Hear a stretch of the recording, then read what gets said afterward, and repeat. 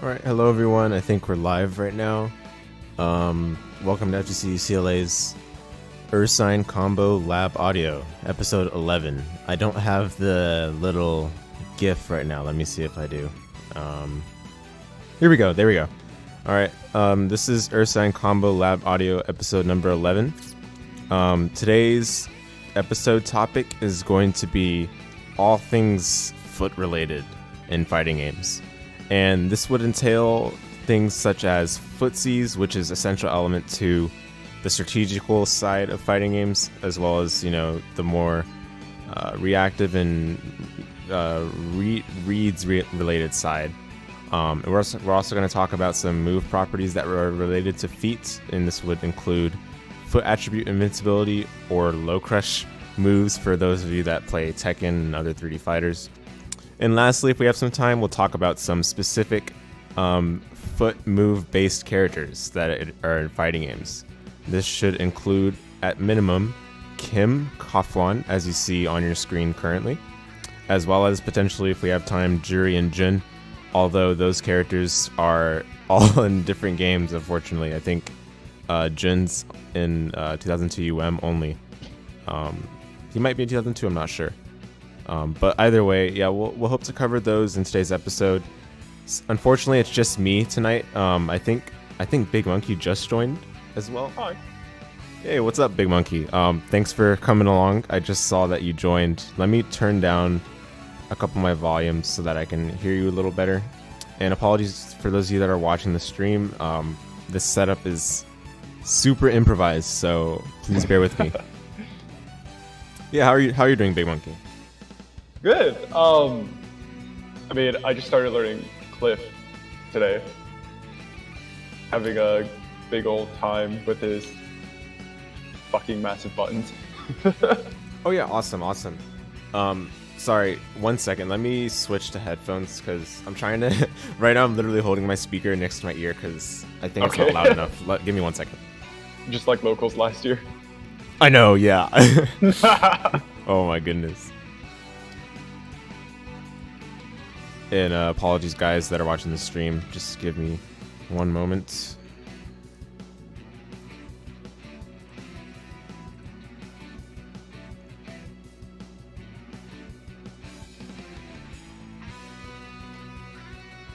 Okay, can you hear me? Yes. Perfect. I hear you a lot better than before, so that's the good part. I think headphones do wonders.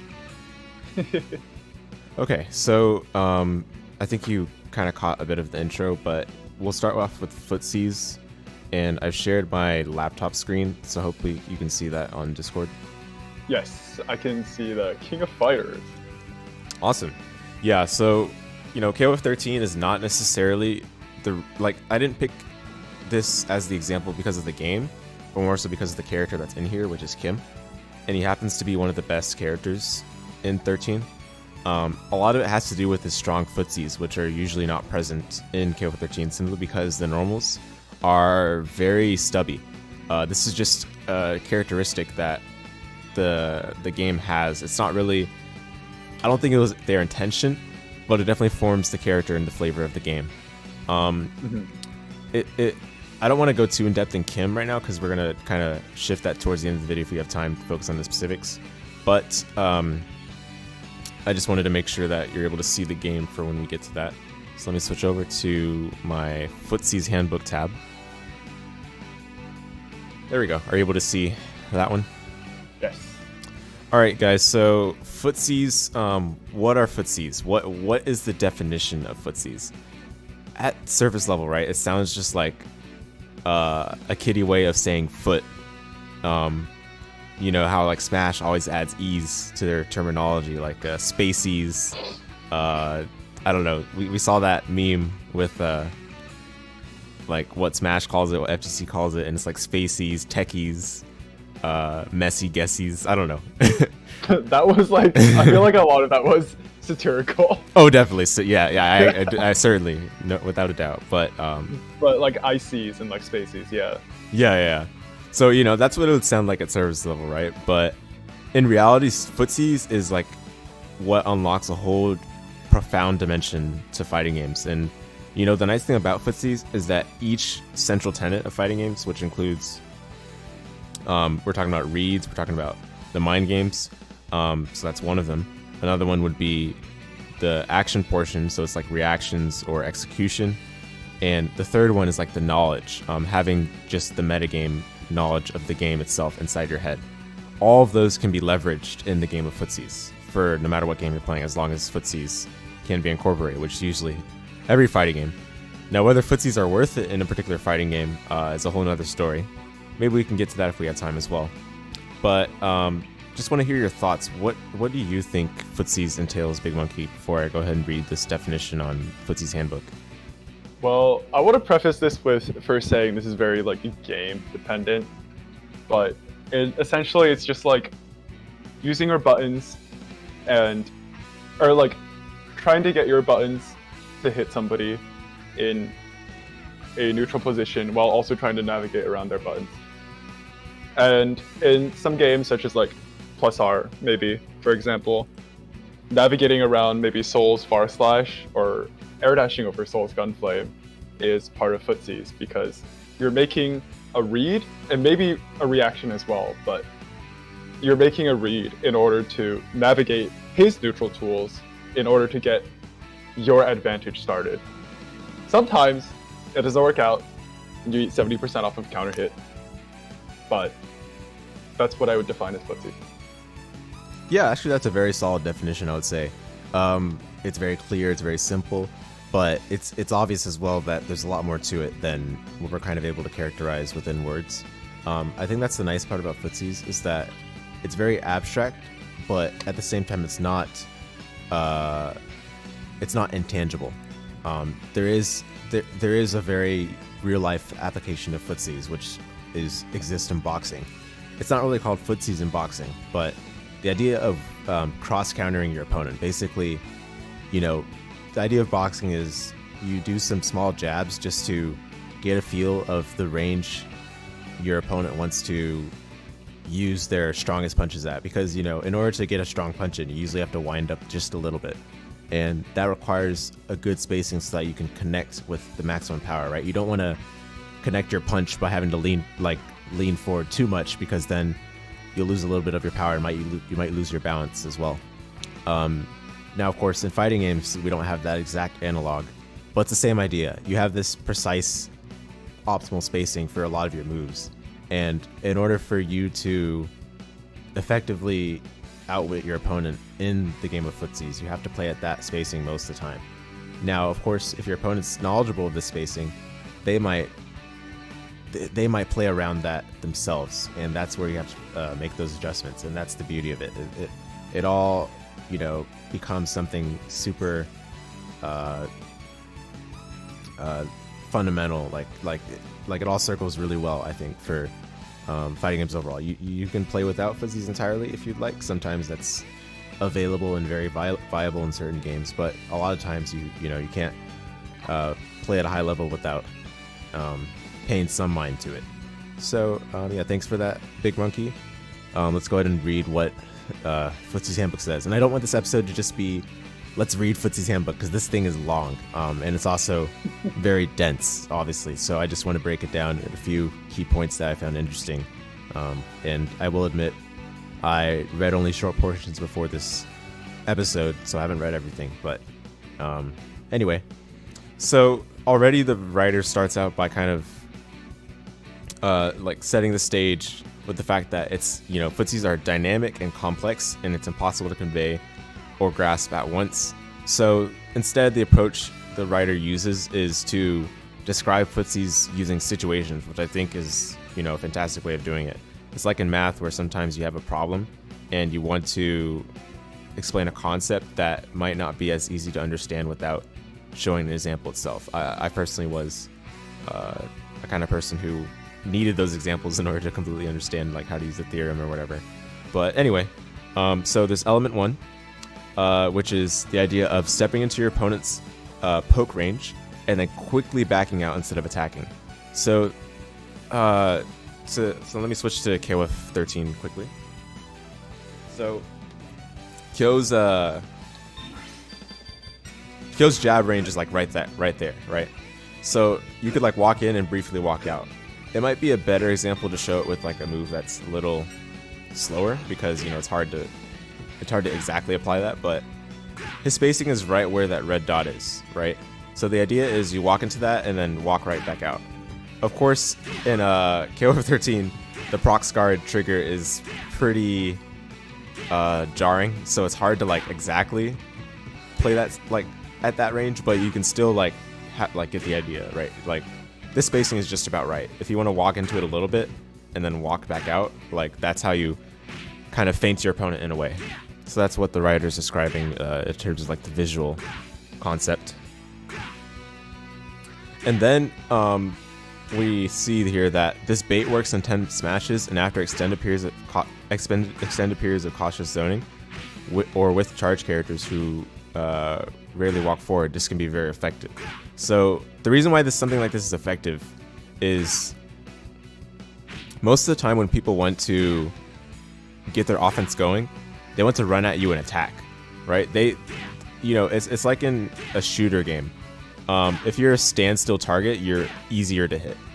Same idea in fighting games. If you're just standing there and you're not moving around, the opponent's going to know exactly where to place their button in order to hit you or touch you to get their offense started, or however that would work in a particular game.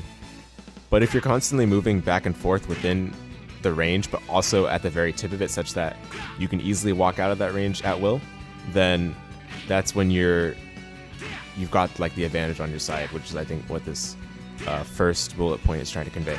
Any thoughts about this, Big Monkey? Yeah. I mean, I think this is ubiquitous across all fighting games, to be honest. Like, it's something you can do across every game, regardless of whether footsies is actually good or bad in it. I think the best example will probably be Tekken, right? You're using Korean backdash, you're using just like singular backdashes into blocks or sidesteps too in order to like create a whiff by going in and then backing out quickly. And that's basically just layer one, so you can set up for dashing in and then pressing your button.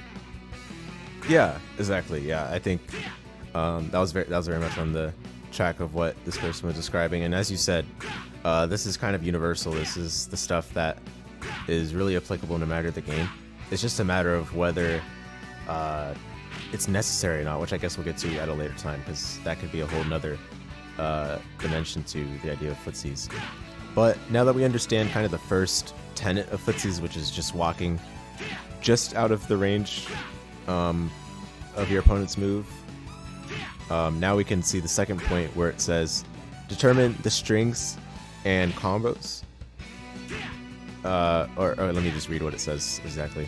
Determine which of your combos and attack strings position your opponents barely outside their effective reversal range, especially when facing characters with greater mobility. One of the best ways to trick someone into wasting their meter and handing you the match is by making yourself appear falsely vulnerable. So the idea of this is like sometimes, people think, oh, zoning is chicken. You better okay, let me find a better way to say this. Don't be a turtle. Go in there and beat the man down. Like a lot of people think that turtling is not fun to watch or not as honorable of a way of fighting.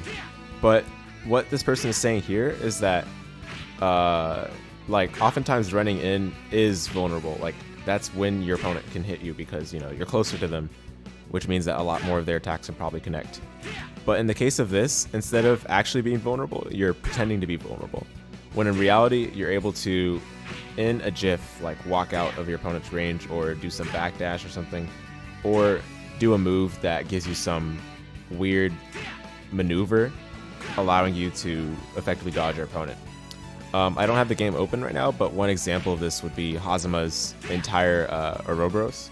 He can use that to navigate the screen, create some weird situations in terms of dodging normals or trading with weird hitboxes. But the most important part is that is his way of getting in as well. So if you can make use of that, then you basically get a full screen footsies tool. Now, I think the example for KOF 13, while we have that open, would be, let me turn off. I know you guys are tired probably of hearing Kyo go, Cha! But anyway, Kim. So Kim is interesting because he has like an axe kick, right? And this is perfectly fitting for this video. Of course, this wasn't my intention. But this axe kick is one of his most important neutral tools. Because you know how normally when you back jump, right, you can't really do much to move yourself in the air, especially in KOF where you don't have air dashes or like air FD or anything like that. So most characters, oftentimes if they jump, it's committal until you hit the ground. But for Kim, because he has the axe kick, he can kind of fake out the opponent and use the axe kick as a way of moving in on them after retreating. So for example, I did a backdash, and in KOF, backdashes are considered airborne. So you can use backdashes as a pseudo jump in order to go into the axe kick afterwards.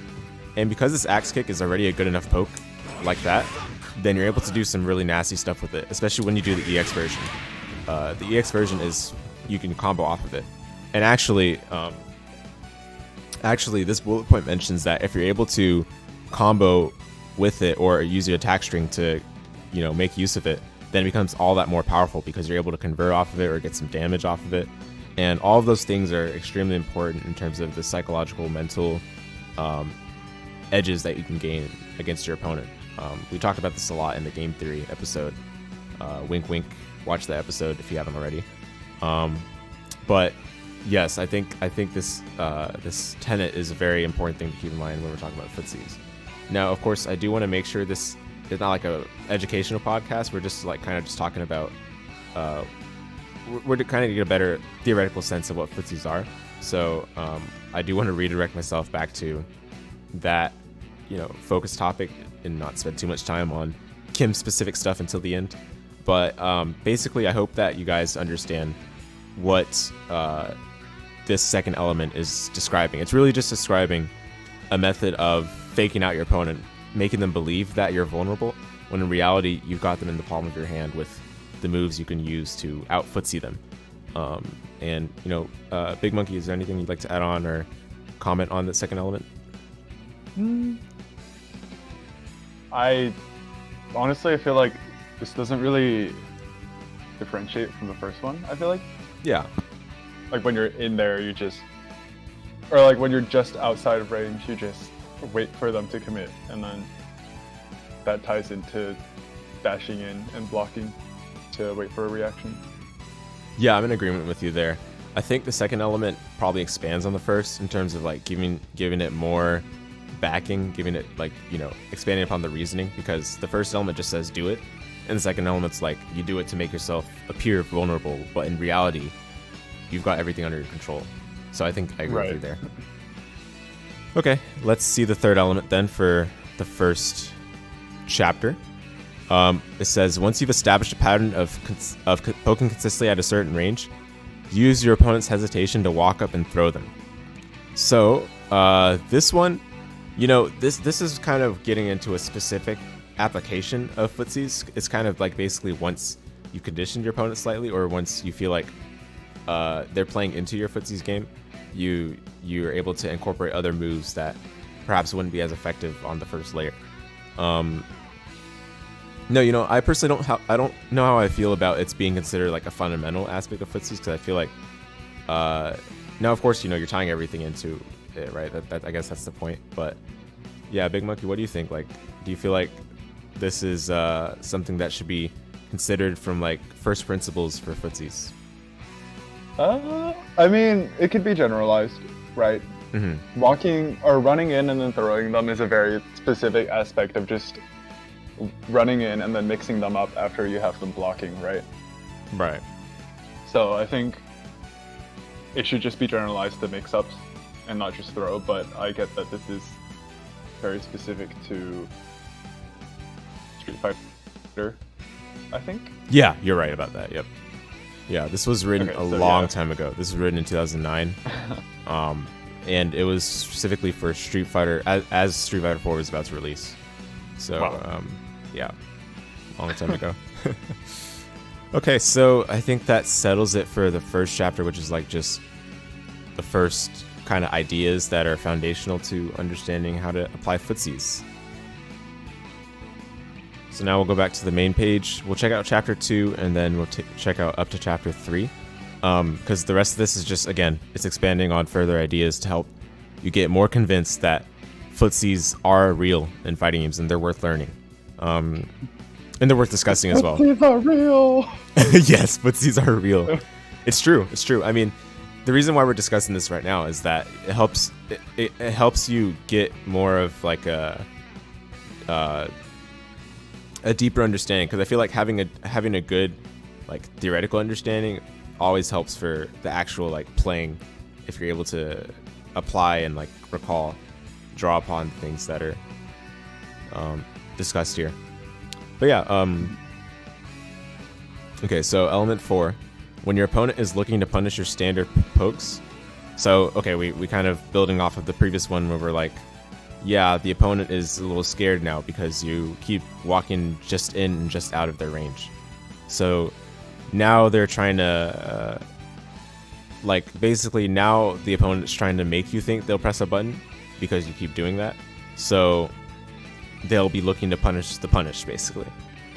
We're getting to the point where we're past layers 1 and 2. We're on the third layer of this. So when your opponent is looking to punish your standard pokes, try whiffing a crouching light kick a few pixels outside of the sweep range. So I feel like that exact this bullet point is kind of saying do it again, right? Perhaps it's best for us to like view this from a very general perspective. So instead of saying like crouch light kick, you can say whiff a fast move that doesn't have a lot of recovery, but it's still outside of its range, effective range.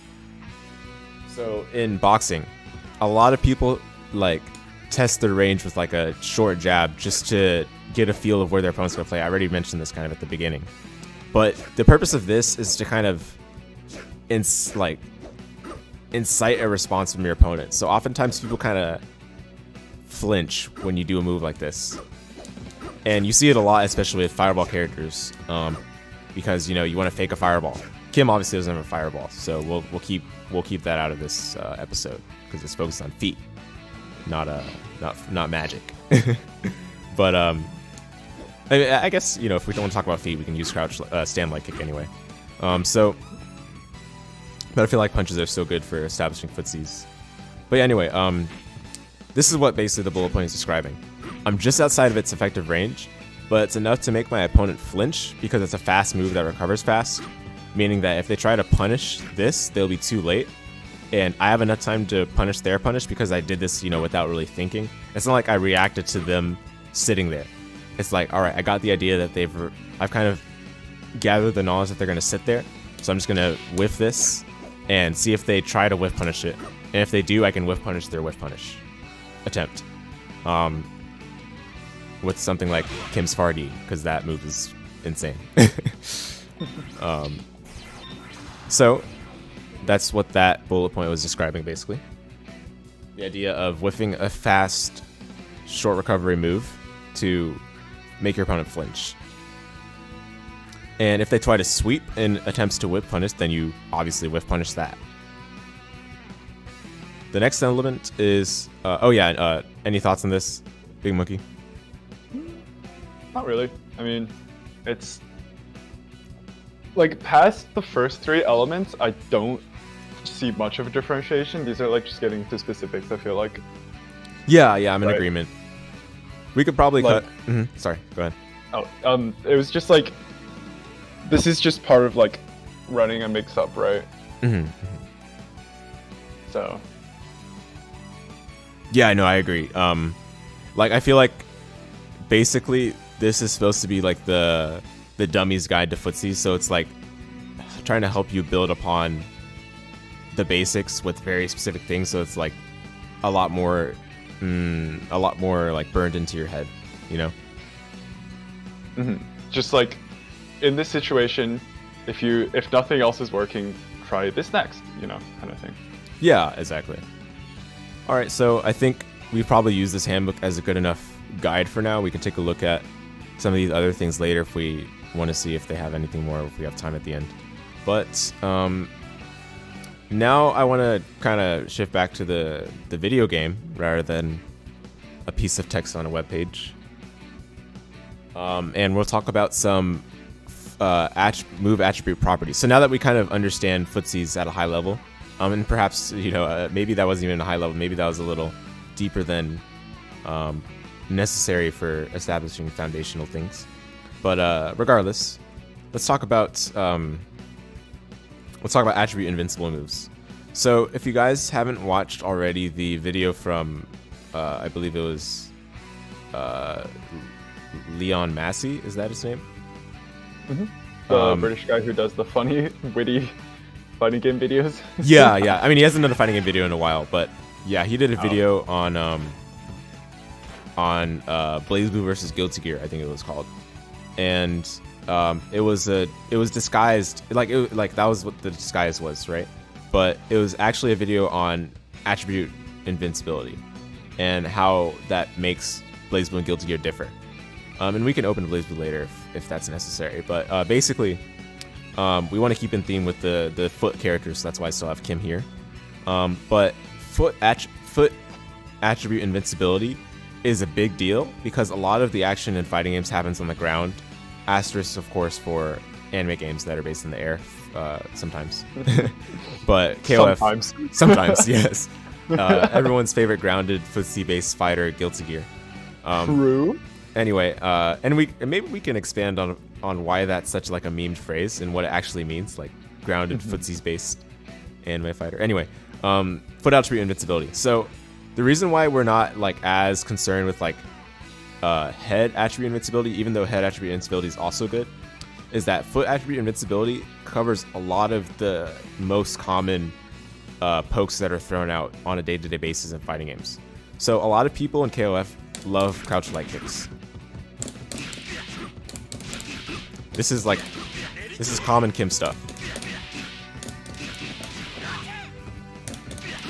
So things like that. That's how Kim plays like his offense, right? If you have a move that is foot attribute invincible, you can dodge a lot of that. In fact, usually you'll just completely go over them. And the reason why this is like notable in a lot of games that have this is that it feels unfair. It's like, wow, the move that is most common, the move I go for the most, is invalidated entirely. And yes, this is why Kim is so frustrating in 13. We'll have Kyo, for demonstration purposes, we'll have Kyo do crouch light kick if I can find that. Or sweep. Actually, sweep might be better. There we go. So now Kyo's doing sweep. So that's obviously a foot-based move that is low to the ground. And we'll have Kim here do far D, which is his foot attribute invincible move. Okay, I did it too early. Too late there. If I can do this. Oh my goodness. So let me try it with crouch light kick. That might be easier.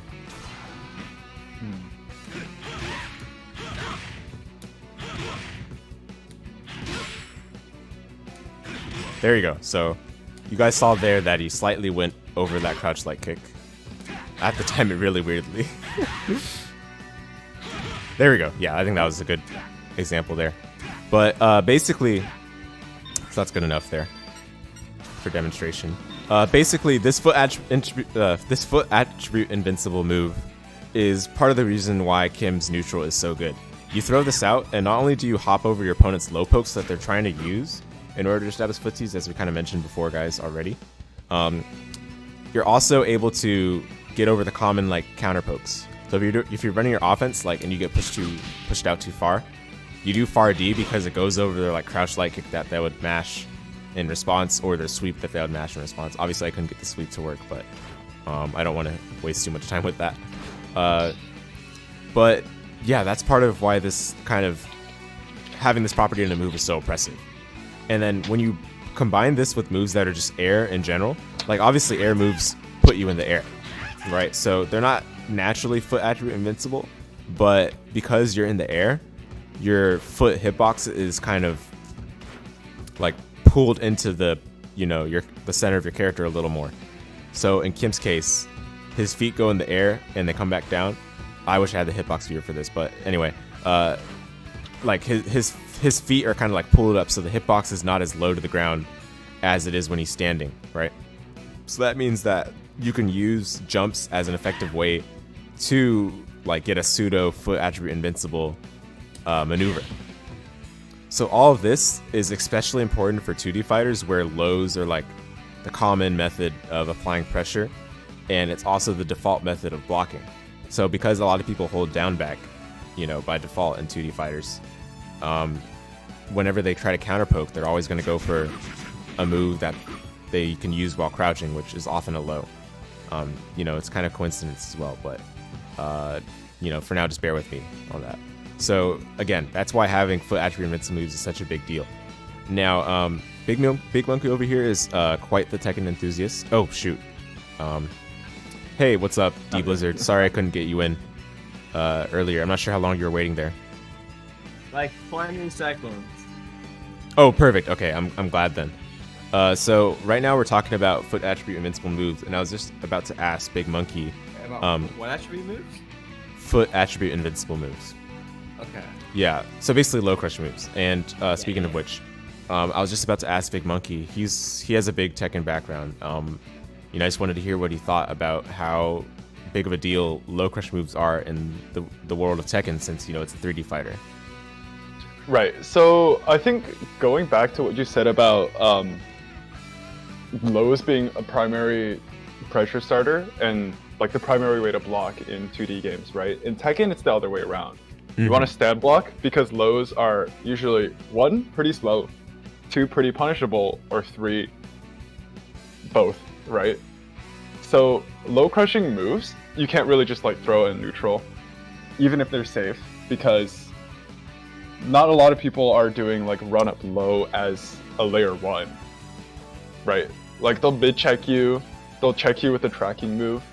Sometimes those are lows. A lot of times those are lows actually, but that's like they're trying to catch something out specifically. So if people are just running up and doing lows, that's kind of like a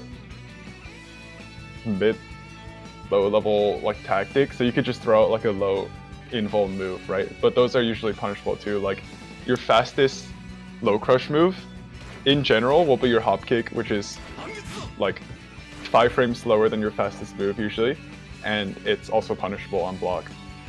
So you don't really see it much in Tekken. But I think in like Rev 2 and CF, I see it a lot more. Like Gems, the Gem 6H, she'll like hop over lows and stuff. And it's a big counter hit starter, so like across the screen, if she's not doing a card, then you know what she's gonna try to do. Yeah, actually, yeah, thank you so much for that, Big Monkey. And yeah, you know, I figured that Tekken, since it's being a 3D fighter, the default blocking being stand blocking already turns the tide a lot in terms of foot attribute moves being effective.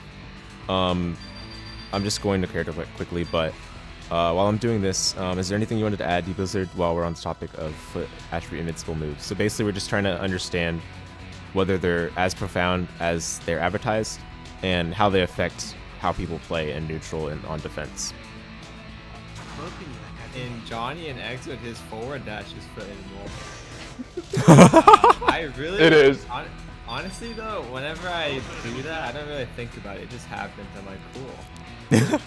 So, He hops a little. Like, I don't really think. Are there many foot invul moves in X-Men? I don't think so. Maybe It's there Guilty Gear is like different. You don't have attribute invulnerability. Rather, it's like hitbox and hurtbox interactions. Like, Huh? I'm thinking, like they still call it foot invul because it basically. Oh. The same. I guess so, yeah. I mean, I know Slayer's 2H will hop over lows. Yeah. The only other move I can think of is Johnny's 2H. He's like very low hitting moves. Right, because he like jumps too, right? And then Yeah. Johnny has like pseudo foot invuln on his 5K because it pulls his his foot really far back. Yeah, that's true. That's a rock one Yeah, that's true. Yeah, I don't know. I don't really think I think in neutral. The only times I think about it is when I specifically use 2H to call out low like advancing moves. Other than that, I never really think about it. It's probably just because the games are so different. Like most of the Also- time. Oh, sorry. Oh no, I was just gonna add like Order Souls Fafnir is kind of low involved. It is low pro. It is. Yeah. Okay. Yeah, but you're just kind of like counter poking instead of using it as a call out to somebody running up to you during a low. I would Actually, say in I'm not sure. Guilty Gear, most of the time it's a low profile. Like, you're the one who's like going under there. True. Like Grand Viper, Yeah. basically a foot attribute move. Yeah, those examples, you know, they're hilarious in some senses because it kind of shows how out there of a game Guilty Gear is, but that gives it its unique flair as well. So it's not like a terrible thing, but it certainly has an effect on the footsies, how they're played. You know, already that game has air dashes, so that's a whole nother story, right? But if the game were to be played on the ground, it shows how crazy things can get, how the interactions can be a little unpredictable since there's so many ways of dodging ground-based moves or like low oriented moves. Now on the topic, like while we're still talking about foot attribute invincible moves, since this is all related to move attribute properties, I do want to also talk about low profile moves, which are like a similar category. It's not exactly the same. For those of you that are not too familiar with what low profile means, all this means is you do your attack low to the ground. So obviously when a character's crouching, they're going to have a crouching hurt box and hitbox, or just crouching hurt box. But the crouching hurt box is not always the lowest possible hurt box your character can have. Some characters have a way of going low to the ground with a move that basically shortens their hitbox vertically. So for Ash, this is, I wish I had the hitbox figure here once again, but for Ash in 13, this is going to be his sweep. And for a lot of characters, this is usually their move that kind of, they do a little disco on the ground or whatever. Leona is also a good example of this with her sweep. I'll go ahead and switch to her. I wish, again, there was quick select for this, but alas. But low profile moves are a big deal because, again, it's a way of messing with the footsies. Oftentimes, people like going for their best footsies moves while they're standing. Just, those are typically the moves that cover a lot of the space that you'd want to cover while you're playing footsies. But for moves that low profile, so let's say Kyo is... no, forget about Kyo. Let me show you the low profile. So Leona's crouching hurt box is kind of average, right? But when she does her sweep, that is, I think, the lowest hurt box in the game. Like, you can go under a lot of stuff with that. But because this is also a low attribute move, this means any foot attribute invincible move will just beat it cleanly, easily, even more easily than some other low hitting moves, because this is like so low to the ground. And games like this kind of famously have, if it's not like an explicit low attribute move, like Leona's crouching A, this is obviously not an anti-air, right? But it just so happens sometimes this will anti-air because it's actually not a low, even though it's like a low attribute. So there's a slight distinction that makes things a little fuzzy, and I personally think it's an unnecessary complex side of fighting games that could be a little bit daunting for beginners, especially when they play a game like Guilty Gear or BlazBlue, where BlazBlue has a lot of hard rules regarding this. But then Guilty Gear, it's like, yeah, this move just removes your hurt box from half your body, and yeah, it'll beat stuff that it's not supposed to, kind of thing, Yeah, what are you guys' thoughts on this? Like, do you think there should be moves like Leona's Crouch A that can anti-air in some weird instances, or do you think there should be hard rules like BlazBlue that say this move, because it is done while crouching, will never anti-air? Thoughts? Okay, Oh, sorry, you go. No, you go first. I've been going first this entire time. Okay. So. I think BlazBlue was made to be simpler than Guilty Gear, right? Right. So the system itself is like, I honestly prefer the hurt boxes because to me they're easier to visualize. But BlazBlue's just makes more sense from a design standpoint, I think. Because like you said, sometimes the developers can't think of all these weird interactions. You'll get really whack instances I mean, I don't know any exact moves, but I know what you're talking about. Like sometimes you just see a move, and the interaction between the two of them, it just doesn't make sense. Like Slayer you should have 6B. won that trade, but it just didn't work. So I personally think Blaze Blues is a better system, but I also prefer Guilty Gears just because in my head I can just visualize stuff easier. No, yeah, I totally get what you're saying. And Big Monkey, I know you wanted to get some thoughts in here. What are your thoughts? Oh, okay. So, obviously, the elephant in the room, Slayer 6B. I am of the opinion that competitively, if it looks right, then it should be like that, right? It's jarring when Kai will do Far Slash and Slayer's entire shoulder will completely annihilate his sword, and that's something normal, right? First of all, why does Kai have a hurt box attached to his sword? Second of all, why is there no hurt box attached to Slayer's body, right? But from a fun standpoint, keep it that way. I want to see Slayer anti-airing Ravens 2H. Alright? It's really funny.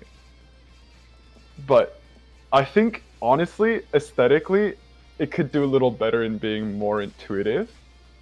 And also, I wanted to add something about Blaze Blue system, in that it's not, like, super hard and fast, because I think my, like, most common anti-air button with Lychee has been 2A. So. Oh, yeah, I feel you. There's that. Yeah, Lychee's 2A is a little bit too, it's a little bit too much of an outlier. It's because it, like, you know, okay, so maybe, like, I'll find a way to have this be actually relevant to what we're discussing.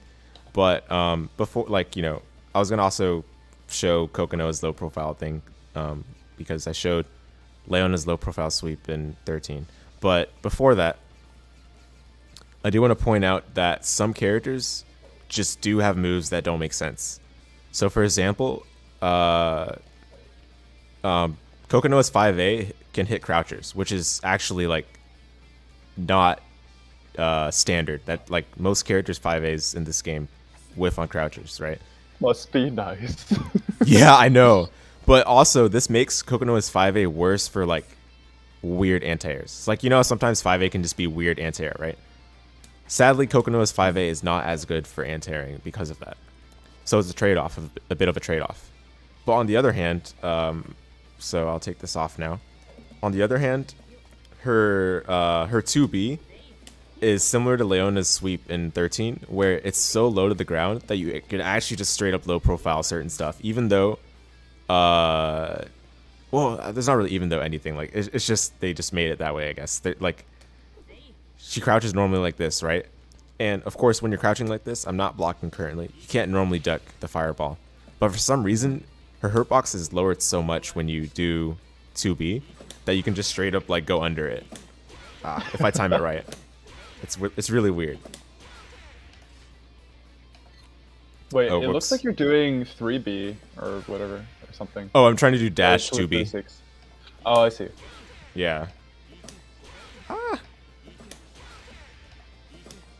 You know, you mentioned it, but I just realized I've never looked up hurt box attributes in Blaze Blue. Like, never. I just know stuff is, like, foot invuln.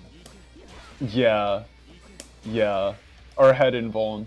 Yeah, Oh. exactly. Like, I never bothered to actually look up what my hurt box was. Yeah, it's I think weird. that's- Hurt boxes that's are supposed to be pretty right, self-explanatory. I think Azrael 6A is, like, fully invuln. Like, deadass just completely invuln from... Oh, no, it might be body.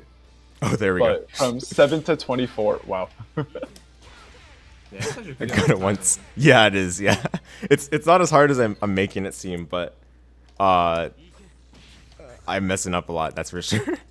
Okay, but honestly, like, back to my point now, I'm thinking about it, like, maybe this is what the developers intended. That you don't need to look up the hurt boxes. If you just know something always beats, like, head attribute moves, you know?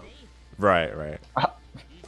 Because, like, it is pretty unintuitive to actually see the hurt box. Like, when I was playing Johnny, I thought his 2H would be a good anti-air, and then I search up the hurt box, and it's fucking atrocious. Yeah, the hurt box is like past the sword.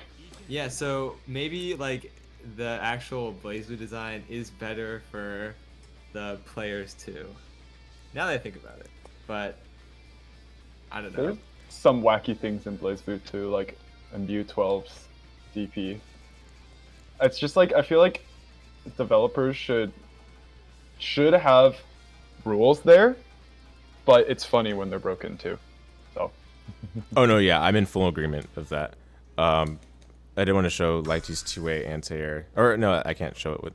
Never mind. The other character was Mew, right? DP. Use DP, yeah. So this doesn't look like a DP, but it is a DP for some reason. And it's really tall for some reason. Yeah, but yeah. Anyway, so that's all I wanted to show in BlazBlue. Considering that they do have a lot of hard rules regarding attribute invincible moves, because every move has an explicitly hard-coded head property, body property, or foot property. And of course, that's relevant for respective moves which take on those attribute invincibilities. All right, I'll open 13, and in the meantime, I do want to touch on a few more things regarding attribute invincibility. So as I kind of hinted at earlier, jumping in the air naturally goes over feet. It's just the way things are. If your opponent's crouching and they try to do something along the ground with their foot, you're in the air. You're not going to get hit most of the time. But there are certain cases where you have moves that are crouching, like so you're crouched along the ground, but the move, instead of being like a kick along the ground, becomes like an anti-air. This is famously called Mexican uppercut for punch moves. But how do you call this for kick moves that do the same thing? Soul 2D. Soul 2D. Let's go. The best anti-air Soul has. It's nuts, because on counter hit, he also deletes you for it. Oh my god. Because he did a low to anti-air. I don't like Soul. Crazy. Yeah, that's funny, but that's also crazy. I just realized I can't show 13 for this. I have to do 2002 UM. So, you guys, thoughts on this? Thoughts on, you can of course say if you think that we should call something specific for kick-based moves that anti-air like a Mexican uppercut, or what kinds of moves should we associate with crouching kicks? Should they always be sweeps? Should they be things that are like Soul's 2D, where it's a sweep and like a move that kind of hits mid a little bit, even though it's a low? What are you guys' thoughts? Like, should we have moves like that? Basically, should we always direct crouching kicks to be sweeps or kicks along the ground? That's all I'm asking. I think it's unique when they're not, right? Makoto's to crouching medium kick is what I'm thinking of, because it's kind of like it goes up kind of, right? So it ends up being like a niche anti-air. It's more than niche, I think, but there's also her crouching heavy kick, where she kicks completely upwards like that character just did. Yes. And I think it adds variety. And it's even funnier if it's a good starter, too. And I think they should be in here. Awesome. I don't think Soul's 2D should anti-air like it does, though, but Soul players will say it's honest. I just think there shouldn't ever be hard stuff movements. Right. Yeah. I personally I never really think of stuff like this, like having standards in all fighting games, because I've only played like 4 fighting games legitimately. So I just think it's nice when something has a unique, or when a character has something unique that most other characters don't. Like, I mean, you brought up Makoto's crouching medium kick, and when I play Third Strike, I either use that or standing medium punch for anti-air. And I mean, usually the crouching medium kick is like the low poke for Street Fighter characters, right? Yeah, you know what? I kind of enjoyed that it was a little unique, and Yeah. I kind of wish other games, they don't have to do it for every single move, but I just like when characters aren't stuck in the mold that others are set to. Yeah, no, I'm in. The same thing Big Monkey said. That's based. Yeah, I agree. That is base. I'm in full agreement.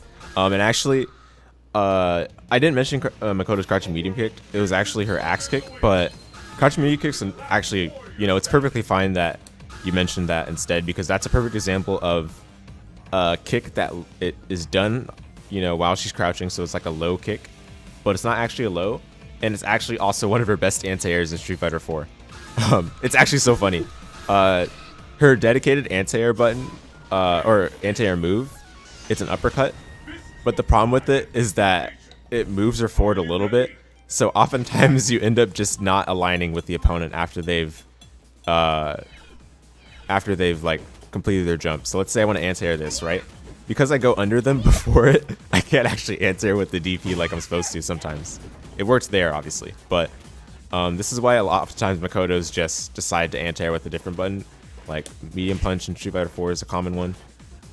Crouch medium kick's the best one, and the main reason for this is that your hitbox is your hurtbox is so low that it's harder for jump ins to connect with you, and plus that foot right there hits way higher than it really should.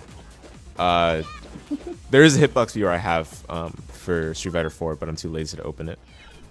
Right, it's like Light Cheese 2A. Yeah, exactly. Yeah, it's pretty much like Light Cheese 2A. Now, of course, you see that it doesn't actually go that high, so you're kind of betting on your opponent using a move proper. Oh yeah, standing medium kicks also good for connecting high with them. But I don't want to talk about anti-airs. I want to talk about low kicks or kicks in general that kind of act differently than the norm, which I think was what D Blizzard was trying to go at with. And on the topic of Makoto, so I guess we can kind of use this as a segue into foot-based characters, or characters that rely a lot on their foot-based attacks. And Makoto is certainly an example of that in Street Fighter 4. Perhaps not so much in Third Strike, since she's just hits like a truck with all her other moves. And, her axe kick's way different in Third Strike anyway. But in Street Fighter 4, you have to use axe kick, instant air axe kick. Oh, I messed up the first one already. But you have to use this move in order to navigate properly with her, because her other movement is just not gonna cut it, right? This is too slow a walk speed to use as your main method of footsies. This dash is sometimes not suited, even though it's a good dash, it's not well suited for footsies all the time, because it's predictable, it's reactable. If you're just dashing, your opponent can stuff you on the recovery and get a full combo. That relates back to the footsies we described earlier. And while her back dash is good, it doesn't cover the same distance that her forward dash does with the speed as well. So you need to use her other moves, such as her kicks. That one's good for moving forward. This one is nice for moving forward as well, but it has a lot of recovery.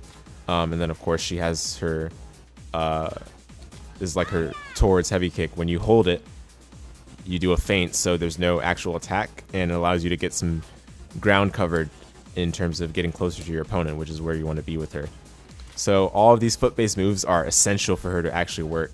And the nice thing about this is that, oh yeah, I forgot to mention that was an anti-air as well from crouching. The nice thing about Makoto's foot-based moves is that they don't interfere with the core of her character, which is based on landing a command grab and hitting hard. A lot of these foot-based moves aren't really exactly used in combos, but they allow for the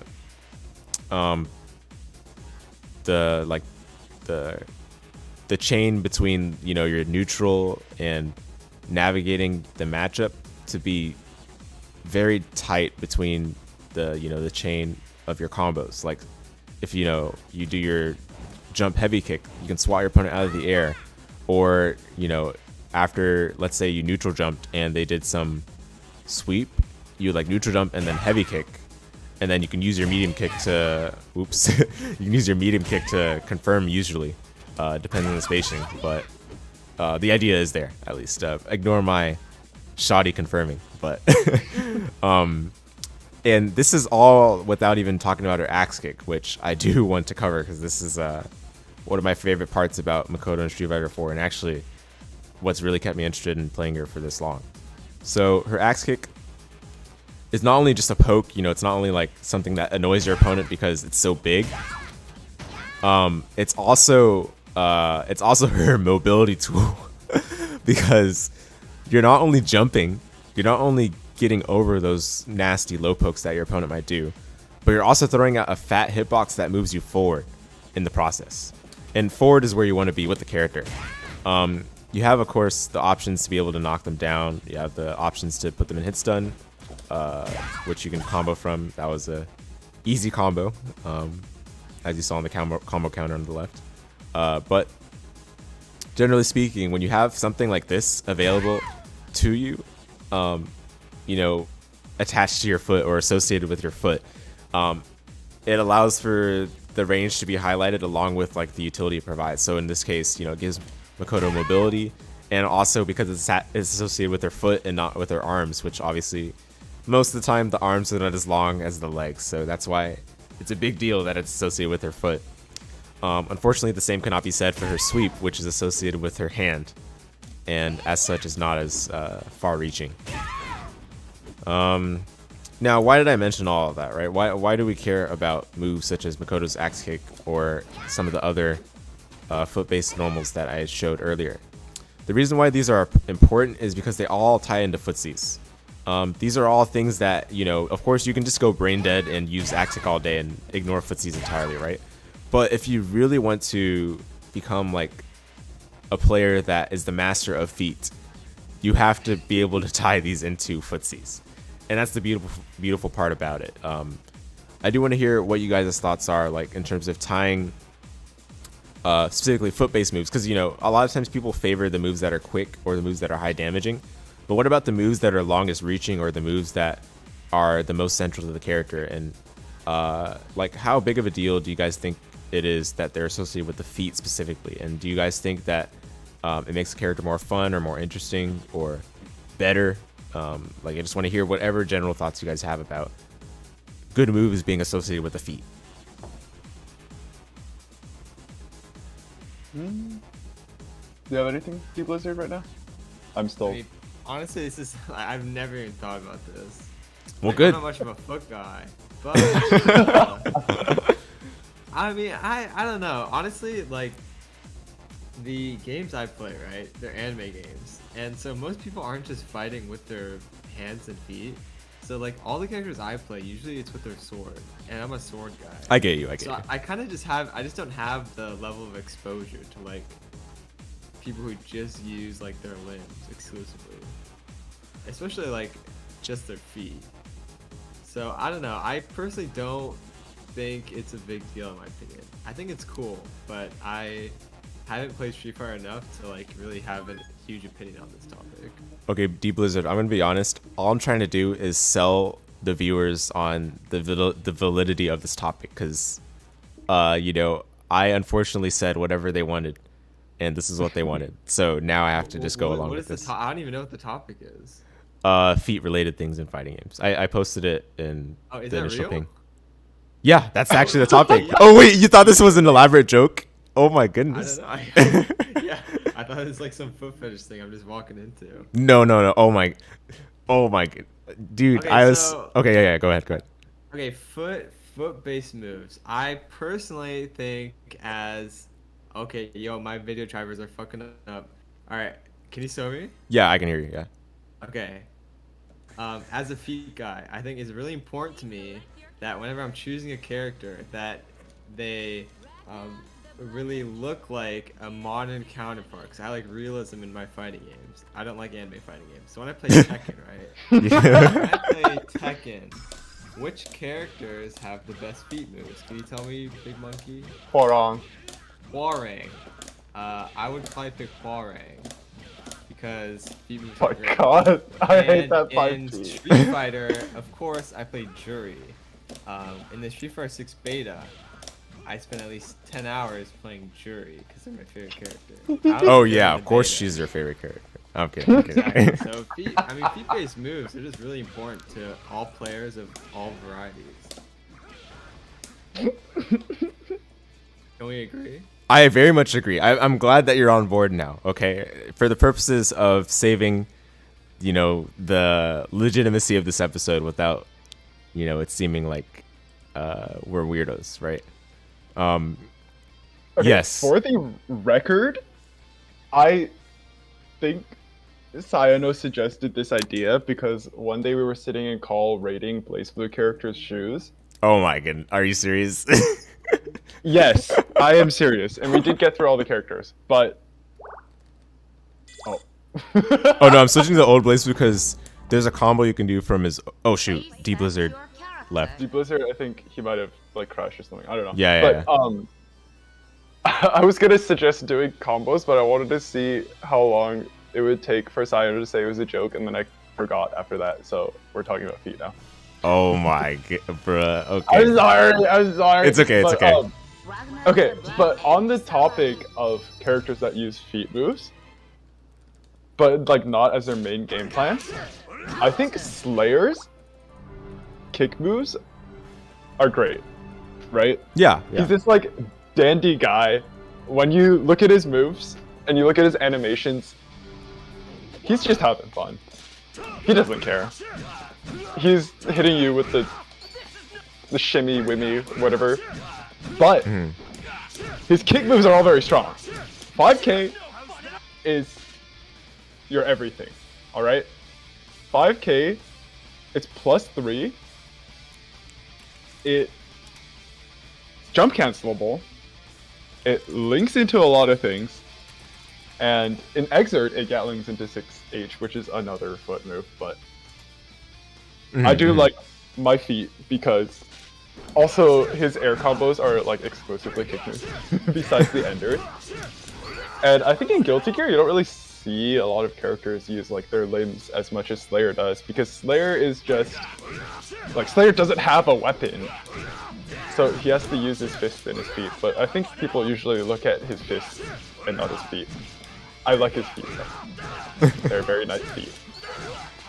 But on the topic of the origin of this podcast, BlazBlue characters' shoes suck. No two ways about it. Look at Ragna, dude. What are those things, huh?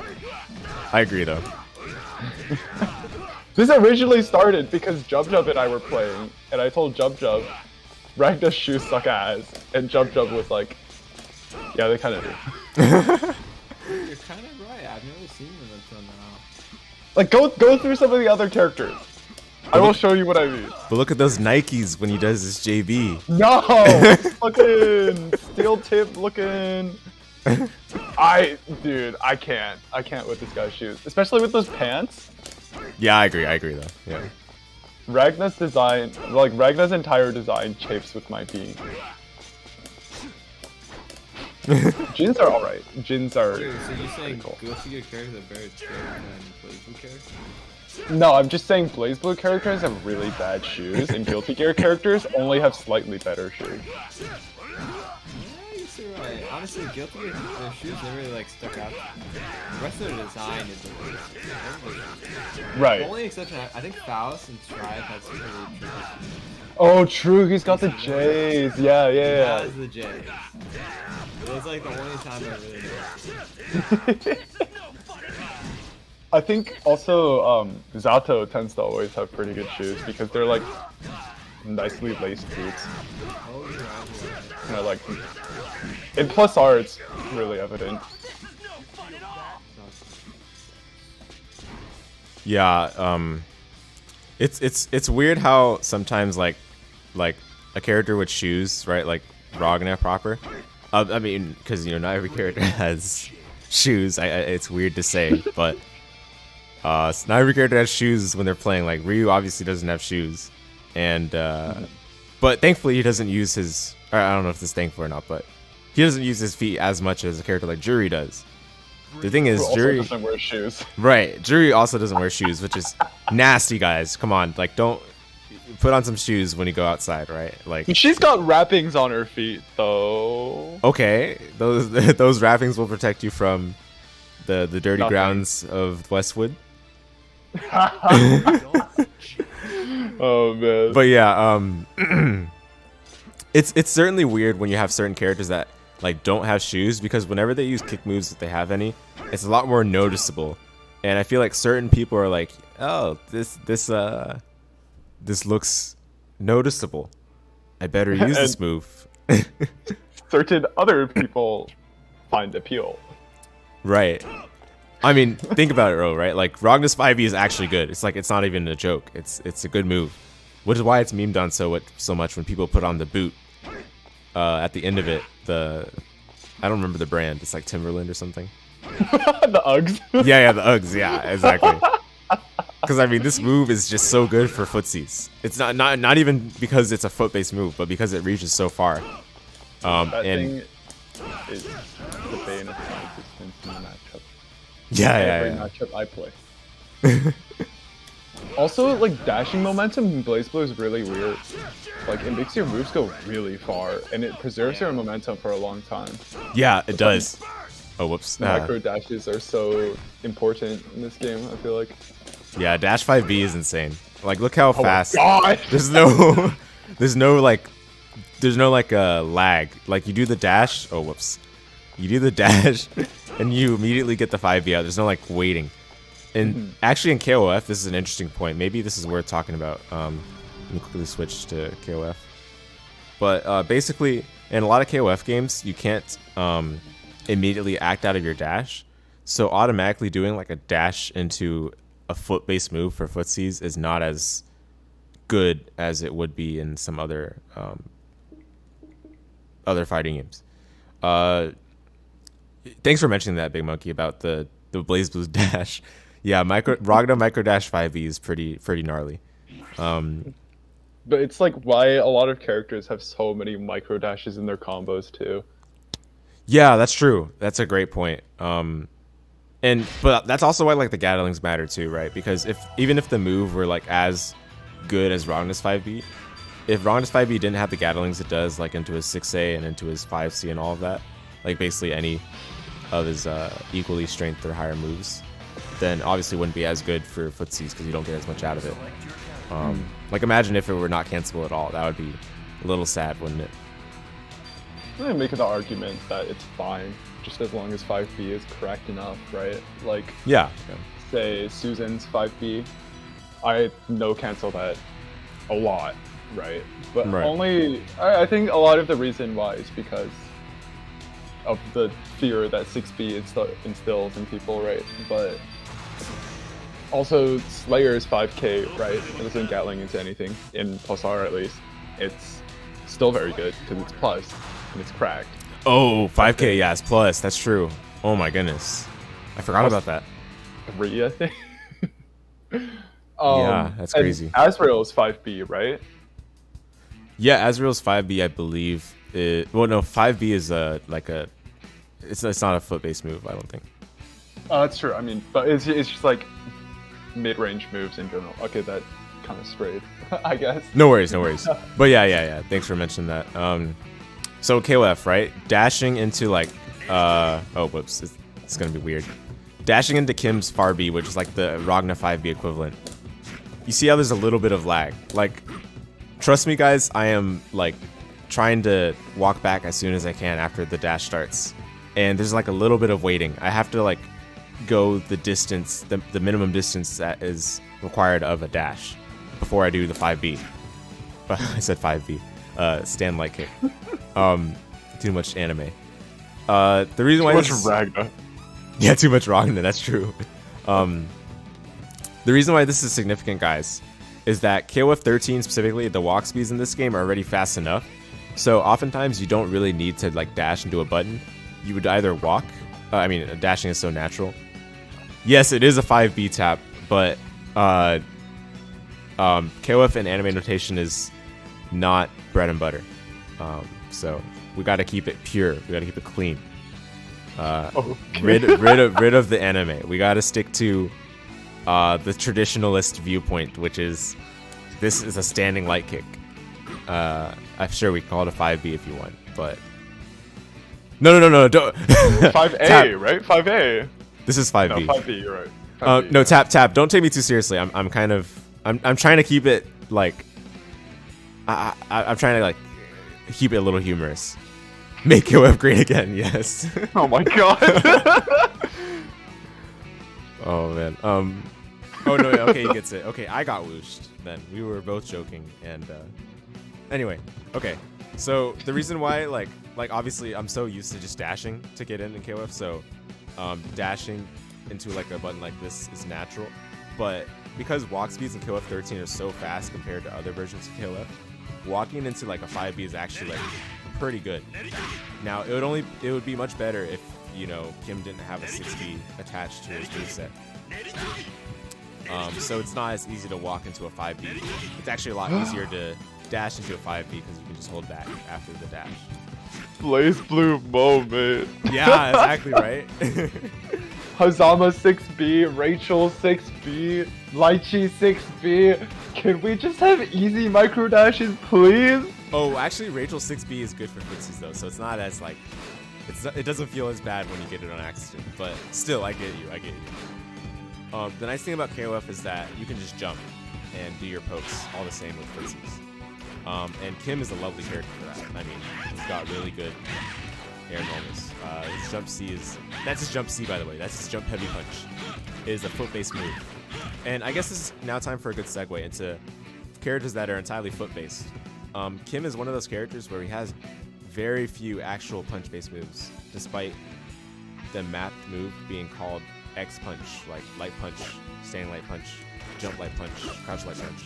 Those are really his only punch-based moves. Everything else is kick-based. That's his far C, which is far heavy punch. That's his jump heavy punch. This is his crouch heavy punch, which is never used, but I guess you can use it. And some of his special moves, I believe. Oh no, he has flash kick. Okay. So he has flash kick as you'd expect of a kick-based move character, of course. But the reason why this is significant is that Kim is not held back by the struggles of other characters with their stubby normals in 13. A lot of the normals in 13 are horrendously stubby. But because the majority of Kim's moves are kick-based, you get stuff like his far heavy punch being attached to his foot, so it goes much longer than most characters' far heavy punches. And then you have buttons like his jump C, which covers just so much space in front of him. More than really most jump Cs should cover. And D Blizzard, you're asking what's the significance of having a character that's entirely foot-based. This is the significance. It's more significant for a game that doesn't have weapons, as you kind of hinted at. But Yeah. this is why it's significant in the first place. We can look at Kim's move list briefly. And look at his special moves. Do you see a single move that's mapped to punch? I do not. Right. Supers. He has only one super that's attached to punch, and it's just like an auto combo thing. Let me turn on my meter. Oops. Turn on the opponent's meter. Okay. Oh, I need full HD as well. KOF 13. Oh my god. Player 2. There we go. Okay. So Kim's like super that's attached to punch. It's just like the auto combo. It's not even punches. So And ends with a kick. it's with the kick, exactly. I mean, it's like his JC though, so it kind of checks out. But point being, this is somewhat part of why he's the best character or one of the best characters in 13. His moves are all automatically ranged more than most other characters. It's almost as if other characters should just learn how to use their feet. I mean, this is not rocket science, right? Like, why does Yuri have such stubby... Like, she has a stubby CD. I'll switch to Yuri briefly. Yuri has, like, stubby CD, even though, like, it has actually a good hitbox for covering space. It's just so much more stubby than Kim, who actually learns how to use his feet. In soccer, this is a famous saying. You gotta learn how to use your 2 feet, which means you can't just be a one-footed person. Kim knows how to use not only his feet in general, but he knows how to use both his feet. When he goes into his far D, he uses both of his feet, so he's not in that much vulnerability. You know, after you do like a big swing with your foot, you're like vulnerable. Like Yuri's like, yeah, let me do a big swing with my my small leg, but that makes her recovery a lot longer for her far D. And this, by the way, this is her stand CD. So much more stubby than the equivalent for Kim. We'll go back to Kim. Man, this is becoming a KOF 13 session. Sorry, guys. But On. the whole purpose was to demonstrate foot-based characters, so I do not feel ashamed in the least. Wasn't he running for best until DLC? That is right, as far as I understand. Which is why I also just realized I shouldn't say best character, but certainly it's not wrong to say he's one of the best characters. Anyway, this is Kim Stan CD. Look, he's smart. He uses his foot. And not only does he use his foot, but you can still cancel it like you would with any other one of Kim's moves that are cancelable. So there's no actual vulnerability here. This is fake vulnerability. This recovery is, you can cancel it before it even ends, because you know that's just KOF in general. But for Kim, it's particularly a big deal because he uses his feet wisely. Like he's a smart guy. He's like, yeah, I know my feet are longer than my legs are longer than my arms. Might as well use them for all my pokes. So, yeah. But anyway, that was kind of the whole purpose of showing that, guys, was to show that foot-based characters have a lot of merit that is kind of undervalued, probably under-discussed. And I am totally not at all trying to sell further the validity of this topic, but yeah, that's Kim in a nutshell, I guess. Let's look at his other moves just to make sure I didn't miss anything. So is Dudley and Balrog just horrible characters? Yes, actually they are. They are. They're just worse characters because they're like, oh, I can't use my feet. I'm a boxer. They are handicapping themselves. It's a fighting game. It's not a boxing game.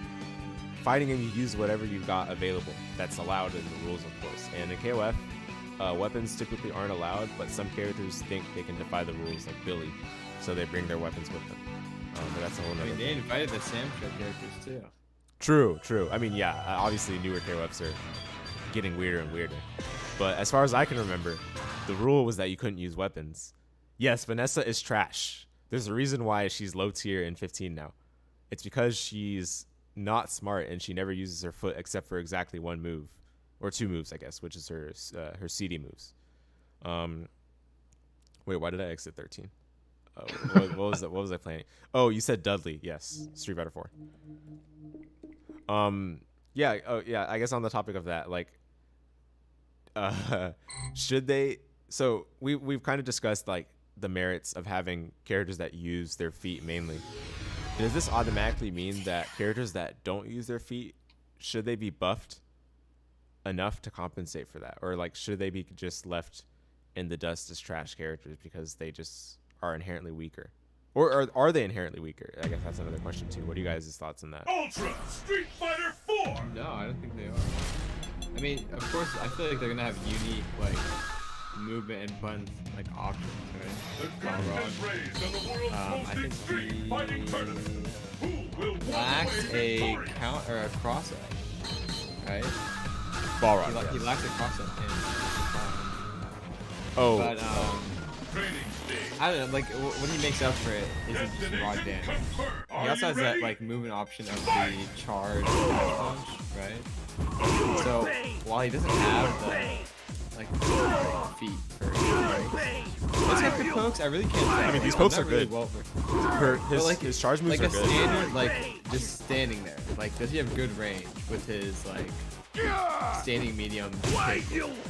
It's decent. It's not the best. Like this is his far standing heavy punch. Oh, whoops. This is far standing heavy punch. It's decent range, but it's a little too slow for being practical for footsies purposes. Okay. But yeah. Your point still Like stands. I would say, if you're gonna make a character who only uses their hands, like obviously they're probably gonna be like a big one. Right. It just doesn't make sense to have that in like another character archetype, in my opinion. So I feel like what just comes with that character archetype is gonna be given to these characters, which is just big damage, usually slowerish normals. Like I don't know, that's just how I pin Balrog. He has huge damage, he just has to guess right. Yeah, fair point. And actually, you were saying not necessarily. They aren't necessarily worse, and I'm in full agreement with you there. And funny enough, like Balrog using his fist for everything means that he has like one of the better sweeps. This is really good sweep. Of course, not the like best range sweep, but it gets the job done, and it's a very short recovery as well. So I guess there's that advantage to it. Like you get the advantages of using your arms where you don't have to like wind up or recover for as long. Or of course you can just be Kim and recover short anyway because he's a top tier. So that weakness is thrown out of the window. But Big Monkey, is there anything you want to comment on that? Yeah, I think what Deep Blizzard says is usually correct, right? Balrog, Dudley, they want to get in close, they have short recovery buttons because, well, I guess it's like fair enough, right? Like besides like a crouching light kick, maybe. In real life, you're not really doing crouching kicks in real life, but like, I think usually, like, kicks will usually be higher recovery, and they come out slower, right? I think in 2D games, like Dudley, Balrog, Slayer, those guys, they are slightly faster, have less recovery, and they do big damage, right? Because they gotta get in. They don't have the range to exact any pressure from further than their limbs range, right? Same with Jam, who is also a recovery high damage. But in 3D games like Tekken, it's kind of like they gimped the damage for these characters, I guess, so to speak. Like Steve doesn't do a lot of damage, but he likes to counter hit you because he's a boxer. And he has, when he's in, he has faster buttons than you usually. That leads to higher rewards than your buttons do at that range that he does as well. And I think that's probably by virtue of him being like a kick or a punch only fighter, right? Right. But you know, it's weird then, right? Because it's kind of a paradox. You have these characters that never use their feet, yet for some reason they're still able to be a king in the game of footsies. Like Dudley's footsies are still really good, and perhaps it's because of his movement options as well. But the fact that you're still able to excel in footsies without having actual like the best range, I think that's a huge deal. And it shows that there's a lot of aspects of footsies aside from the actual feet or the raw ranges or hitboxes of the moves themselves. It has to do with movement available. It has to do with all the other pokes you can use to establish those footsies. Like, you know, this is kind of relevant right here. But Chun-Li is the footsies character. Like, no matter what Street Fighter you're playing, she just has all around some of the best pokes. Like, this is super fast. It's not like super high range, but this is honestly good range for the speed. And it's a punch. It's not even a kick. Like, some characters' kicks don't even reach that far, as that move does. And this is her kick, by the way. That's her standing leg kick, which reaches really far. Cammy's standing leg kick also reaches as far as this.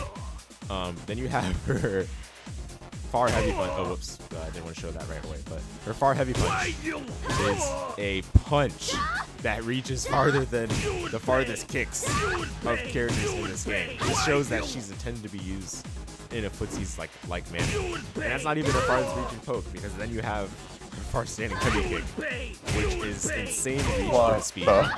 Yeah, this is like some uni reach right here. Why does that reach further than some of Sagat's pokes? Right? And she has all of this on top of having some of the best walk speed in the game. So as you can tell, as you can probably guess, she is the indeed footsies character from the poster child for footsies in Street Fighter, especially 4, of course, because 4 is where a lot of characters have the most normals compared to like past games. Like they have like the close normals along with the far normals. Like that's her close medium kick, which is different than the far one. And her close heavy kick is different than the far heavy kick as well. But anyway, and that's all without mentioning her actual like low kick, her sweep, which is one of the best sweeps too. And it's not because of the range, even though the range is really good. It's because of how safe it is on block. Show the crouching medium kick. Oh, it's not like it is in Third Strike. Yeah, no, the crouching medium kick strike was messed up. Thankfully, they didn't have that for this. But this is her back medium kick. Reaches far as well. And you can also do a target combo. Oh, is that her Kara button still? I believe so. I mean, it's you know, I don't play Chun-Li, so I don't know how to do input properly. But yeah, I'm sure it still is probably. That's the target combo you get off of that. But anyway, that's not really relevant. This move is funny too. That's her neutral jump roundhouse. Yeah, this character, if you couldn't tell already, is the footsies character. She considered good in forward. She's good, but she's actually pretty hard. And no, it's not because of her combos, although her combos are hard. It's because of actually making use of these footsies is not enough by itself. Like, you have to be able to, if you just want to like win by these, you know, consecutive pokes, it takes a lot of work. Because obviously some characters like Evil Ryu can kill you within 2.5 combos. So you have to be able to play Street Fighter 4 really well. You can't just be able to, you can't just like do this until they're dead. You know? At least against good players. Because they're going to stop getting hit by that eventually. Alright, and of course I've saved some time for the feet character herself. None other than Jury. And of course, like, guys, don't be suspicious of this, but I actually would like to think that I know a lot about Jury in SF4, and there's nothing weird about this. I actually just did learn her at one point. Please don't take that the wrong way. Are you ready? But so there's some interesting things about SF4 Jury.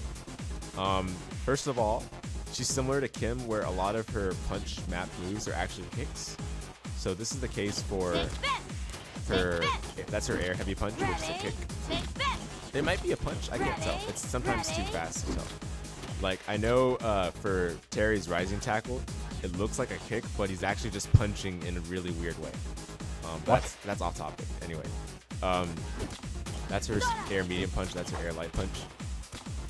And then for some of her ground moves, so you see that's her stand heavy punch. That's actually a kick. And she's a smart woman.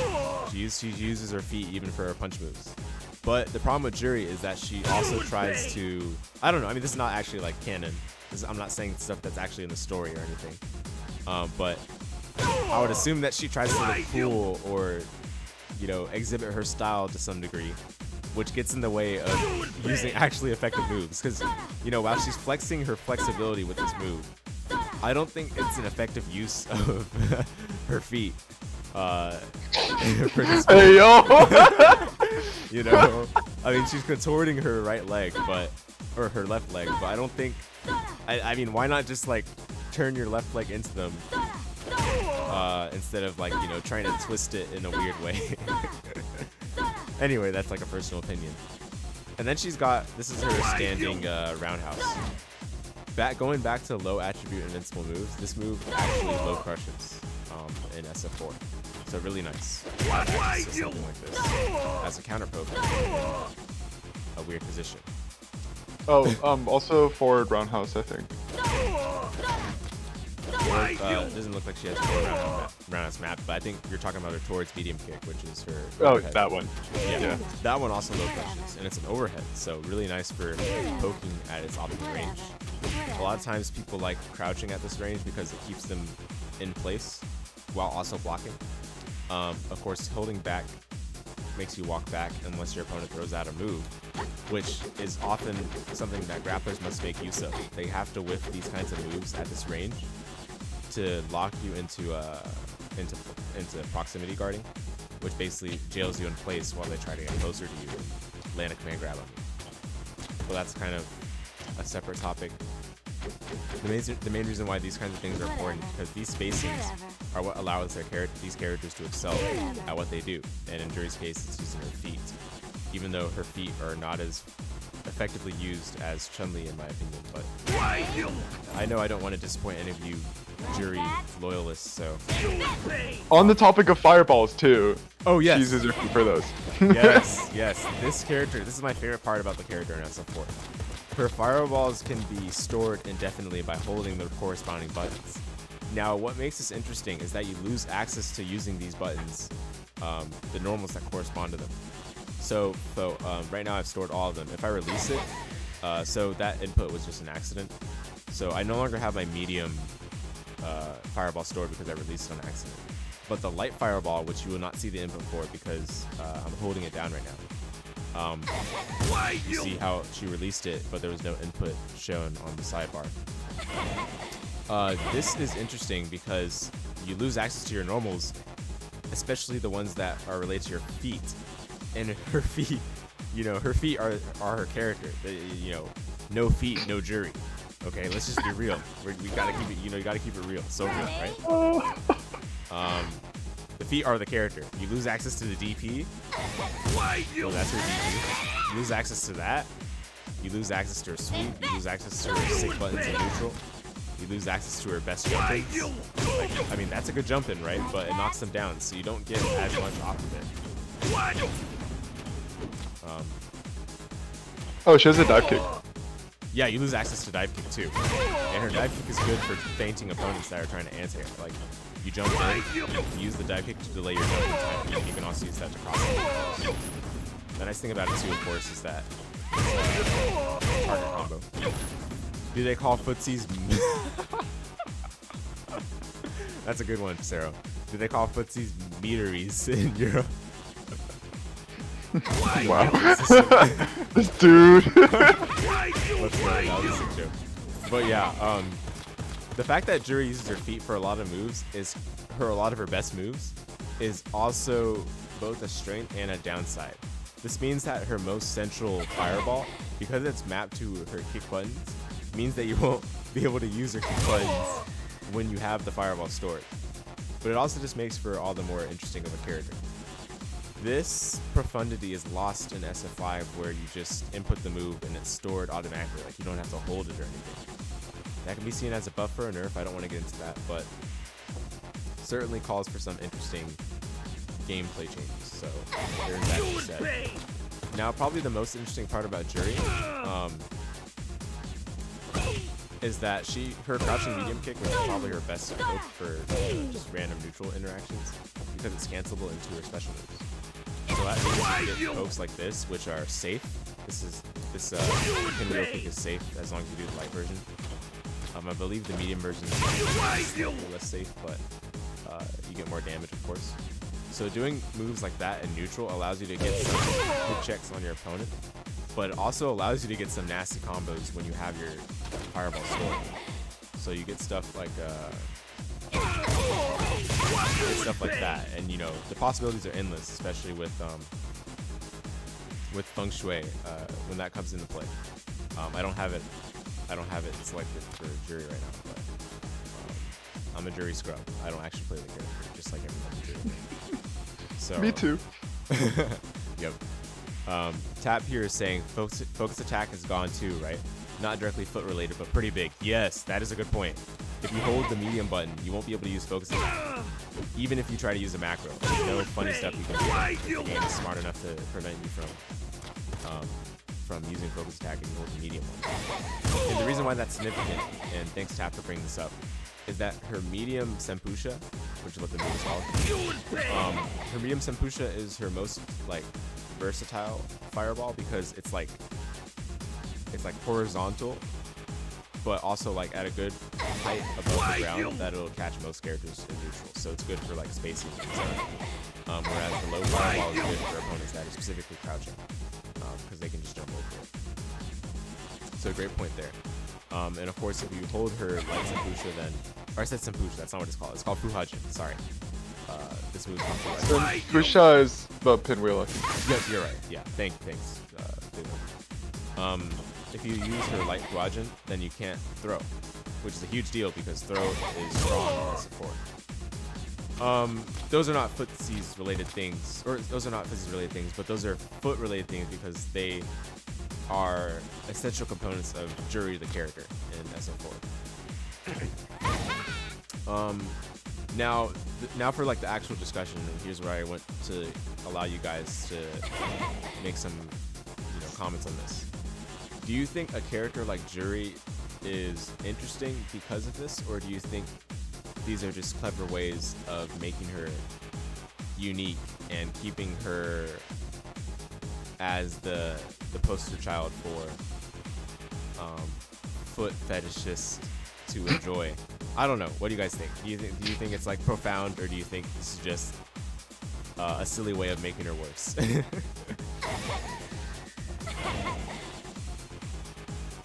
Well, in the context of fighters that are more grounded in real life, like not anime fighters, I think this is just not a lazy way, but a more standard way of showing this character does either Muay Thai or Taekwondo, right? Jury, Kim, Hwarang, right? All of those characters use kicks a lot, and that's just shown by the fact that they're just Taekwondo guys, right?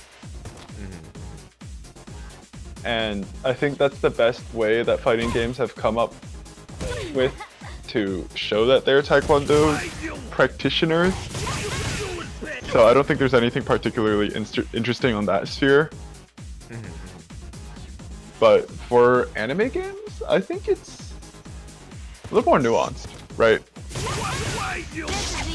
Ragna, Soul, they all have like good kick moves.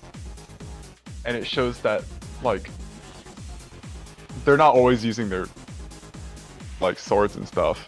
So it kind of shows that they're a little more on like the wild side, I guess. Like Soul's 5K, he's just like wildly lashing out his leg. But I guess less wild characters have that too, so I don't know. But the first point still stands that it's kind of a lazy way to tell people that your character's a Taekwondo practitioner. Oh, yeah, totally. I actually forgot about the whole idea that there are Taekwondo characters that match their canonical Taekwondo practice, and that is reflected in the game itself. Because Kim is definitely an example of that. D Blizzard, anything you'd like to add on that?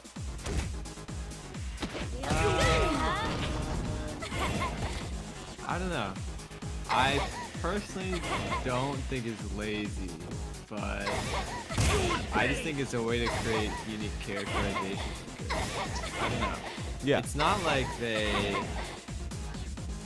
Yeah, I mean, when you bring in like real world examples like Taekwondo, I don't think it's wrong to just make the Taekwondo character the foot character. But then I have never like seen Taekwondo. Do they actually only use their feet as like their main way of attacking someone? Is that true? No, that's No. the thing, okay. right? Well, It's maybe the that's fighting the game. issue then. It's the fighting game Okay. analog, though. That's the Okay, thing. that's like a flanderization then of Taekwondo. Then Yeah, I guess yeah. that's an issue. But I don't like bar for like real world like issues with making Taekwondo just a kicking thing. I think it's fine to have a character like that because it's just a way to make a character unique. Like there's only so many things you can do with a cast of 60 plus characters, right, over the years. So having just a few characters only use their feet or hands, it's fine to me. Well, okay. I think I should rephrase a little. I don't think it's lazy. It's just kind of standard, but I think it's good if it's done well. Like Hwarang, I think is pretty accurate, supposedly. And he still uses his hands, right? He has pretty damn good command grabs. One of which doesn't use his feet at all. He just like chokes you out. And then he has like pushing moves and stuff like that. But I think the fact that some games just like make the characters kick all the time and then use that as an analog for Taekwondo practitioners is a little like not well done. No, I totally hear what you're saying. It's like an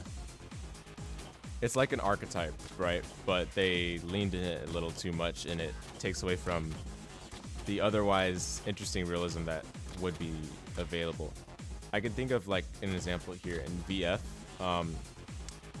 There's not any like character I would say that's all kicks. All of them use punches to some degree, but the one character that's like the kick function is Sarah. But it's not like there's no like Taekwondo excuse. It's like this is like her fighting style, and that's all there really is to it.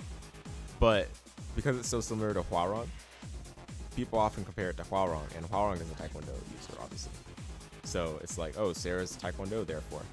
But you gotta remember that also VF came from a background of actual realism. Like it was originally supposed to be a fighting game simulator, or sorry, a fighting simulator, like where you can use different martial arts in a video game, and it focuses on that. But of course nowadays it's a fighting game proper, with the realism kind of being forgotten, and you know, and the game having absorbed netcode as well, sadly.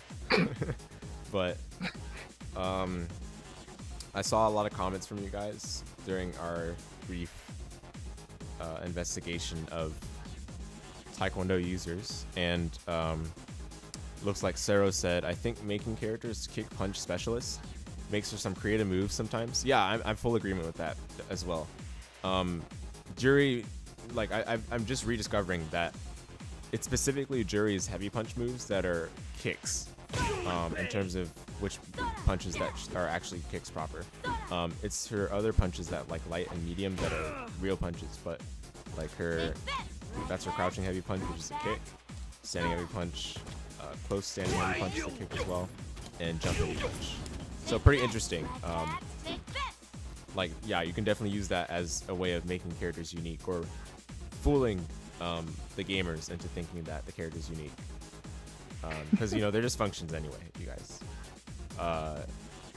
Okay, we need Rocket Boots weapon, master fighting game character. Sure. Jury's close MP is Kyle's 6 MP. Oh, Kai's 6 MP. I said Kyle. Kai's 6 Jury's stand medium punch is True. the button that carries me when I play this game, because I don't actually know how to play Jury. I don't think it makes anything. But yeah, it definitely looks like it. It's in terms of the function, a close medium punch certainly looks like a Kai. I don't know if it functions the same, but it looks like it. It does not. Sure. Kai's 6P will low profile your career. Oh my goodness, that's funny. It's not that good of a low profile, but it's fast and it's good range, and it does low profile, so that's one of his god buttons. God's elbow. Yeah.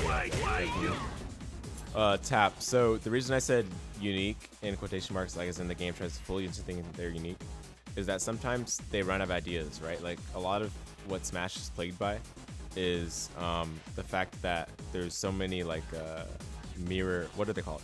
They're not called mirror fighters. They're like echo fighters. There we go. Like where they're basically the same, except they have different like particles for their sword. So that's a way of making them seem different. And of course they have a couple of like maybe minor differences in frame data. Like Ryu and Ken certainly look the same, but they're very different characters in SF4. I can assure you of that. And anyone who plays SF4 will tell you that they're extremely different characters. But of course it's important to have these kinds of characters, because it does make you feel like you are a special person in a very, you know, dog-eat-dog world where, you know, you're just trying to get by with your god button in neutral. I don't know what that god button would be for a Jury, to be honest, but Stand medium punch. True. I don't actually know either. No, it is actually good. That move is really good. It's yeah. like your anti-air, it's your footsies tool, it's your like counter poke tool too. Anytime I have doubts in neutral. Alright, so I see a lot of you mentioning dive kick. I know that Prince Waka mentioned dive kick. Why didn't I bring up dive kick? How dare I? And I'm gonna be honest, it just slipped through my mind. Like completely do not know why I didn't use this as an example. But I do know why I did not have this game downloaded, and that's because I'm so godlike. there's no training mode. And in order for me to open a game, it has to have training mode. You guys already know this. Is that true? Oh no, I'm half joking. I mean, I actually love training mode, but this game does not have it, so it's a little harder to be motivated. How is he gonna lab out all the interactions? By doing 2P versus,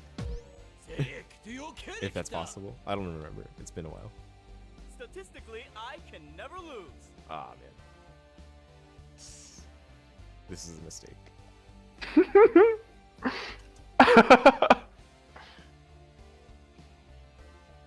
Okay, guys, I'm sorry. I don't know if I can show dive kick because I didn't prepare this ahead of time.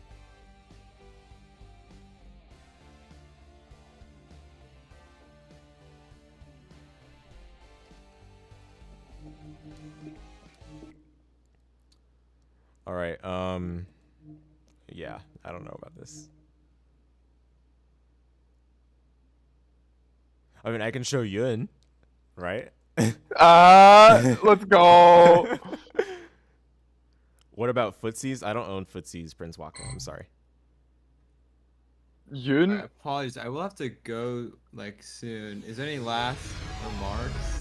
Oh, have? yeah. Right now, we're like, I basically saved the end for just showing examples of characters that make use of their feet in a convincing way. So this is really the freestyle section of the podcast. So nothing too serious. Okay. Feel free to make any last comments you'd like, and then if you have to go, no problem. Coffee, do you prefer games that are more grounded in reality, or do you prefer Ultra ones Street that Fighter are like 4! specifically like Street Fighter and Tekken, where they're actually using their bodies to fight? Or do you prefer anime games that are more out there and extravagant? Ooh, I used to think that I preferred anime games with like the magic and the suspense of disbelief, but actually now I just feel like I like whatever the game convinces me is interesting. So Street Fighter 4 has grown on me because, everyone would think, oh, this is a simple game where they just use their punches and kicks, right? But even the characters that are simple that use punch and kicks, they're super like interesting. Like I don't know the other way to put it, but I mean, obviously a lot of the simple characters have fireballs, so maybe there's a little bit of anime nonsense in there. But I like to think that they're interesting in Street Fighter. And even a game like VF, which is completely rid of fireballs, magic, or anything like that, where they completely just use their body. I love that game. That's one of my favorite fighting games ever. Like, and there's nothing flat. And that's kind of the problem too. Like, VF is not that flashy, right? It's just punches and kicks. So maybe that kind of hurts the game in terms of its appeal widely. But to answer your question, I don't think I have a preference anymore in particular, as long as the game convinces me that it's cool and interesting with that, whatever they decide to favor.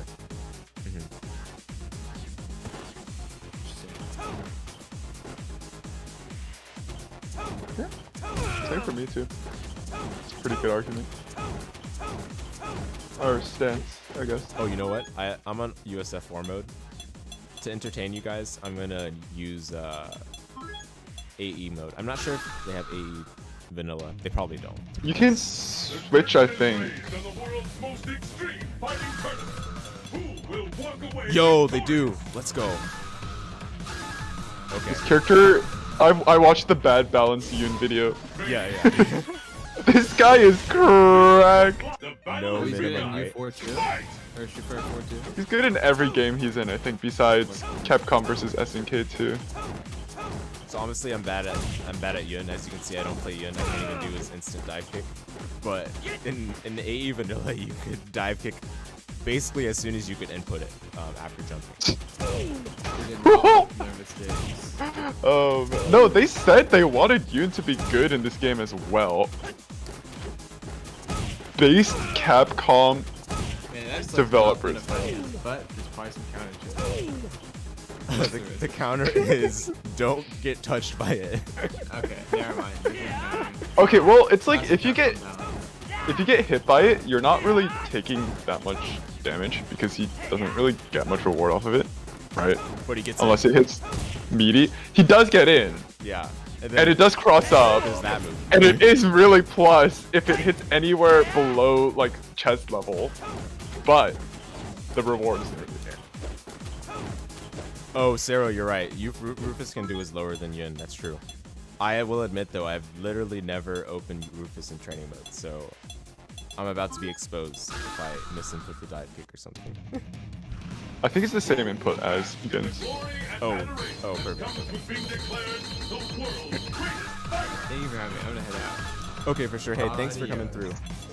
Good night. Yeah, hopefully Good having you. I don't play any games with just like feet-based characters, but Yeah, thanks so much for your thoughts that you shared during the episode.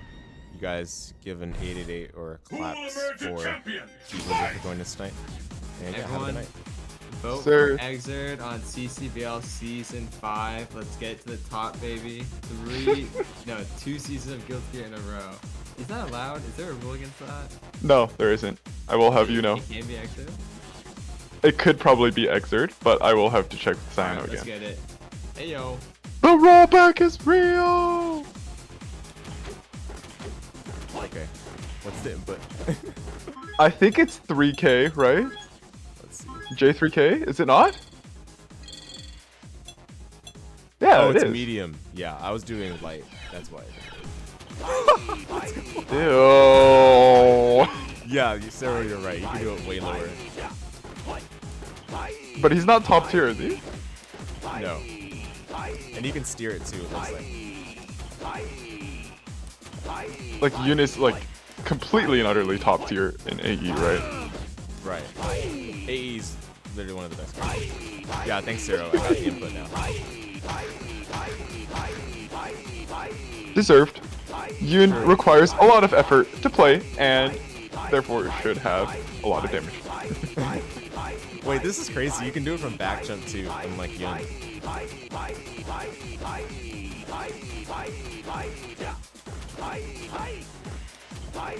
Well, these are feet, guys. These are indeed feet. Foot gaming. Yes. Okay, let me read some earlier comments I think I saw that I didn't get to.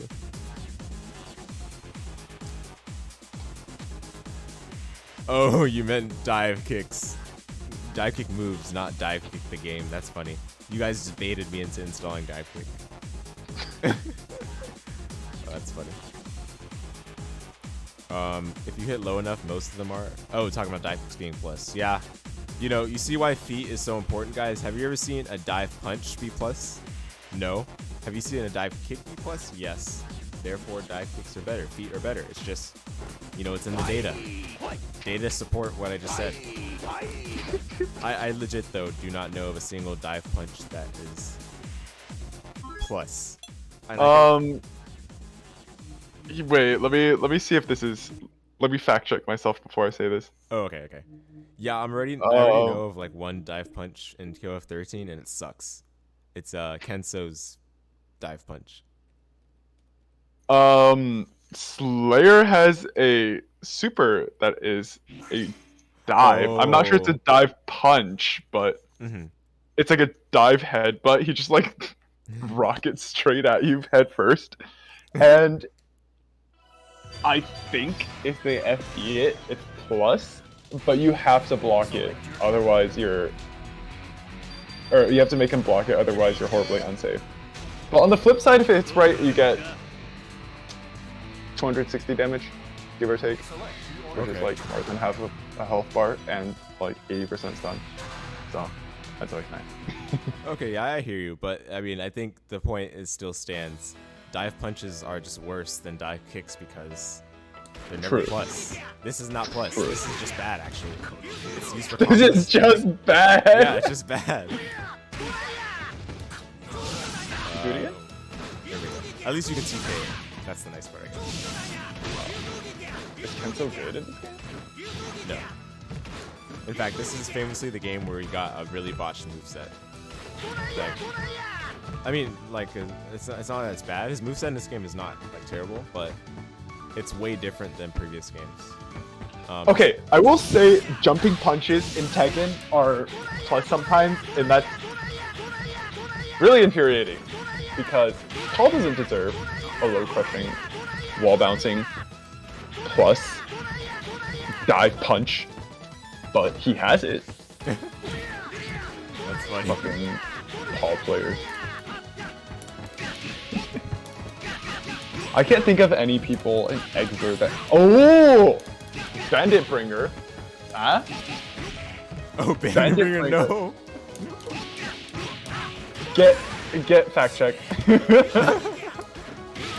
Okay, I guess you're right then. Joe is saying Gashimari has a dive punch and you can punish it with 80%. That sounds about right. And the punish is probably just standing heavy slash. Okay, I do want to bring this up. So we talked a lot about kicks, right? We talked about dive kicks, we talked about feet being used for footsies. But what about DPs? Do you guys think flash kicks or DPs are better?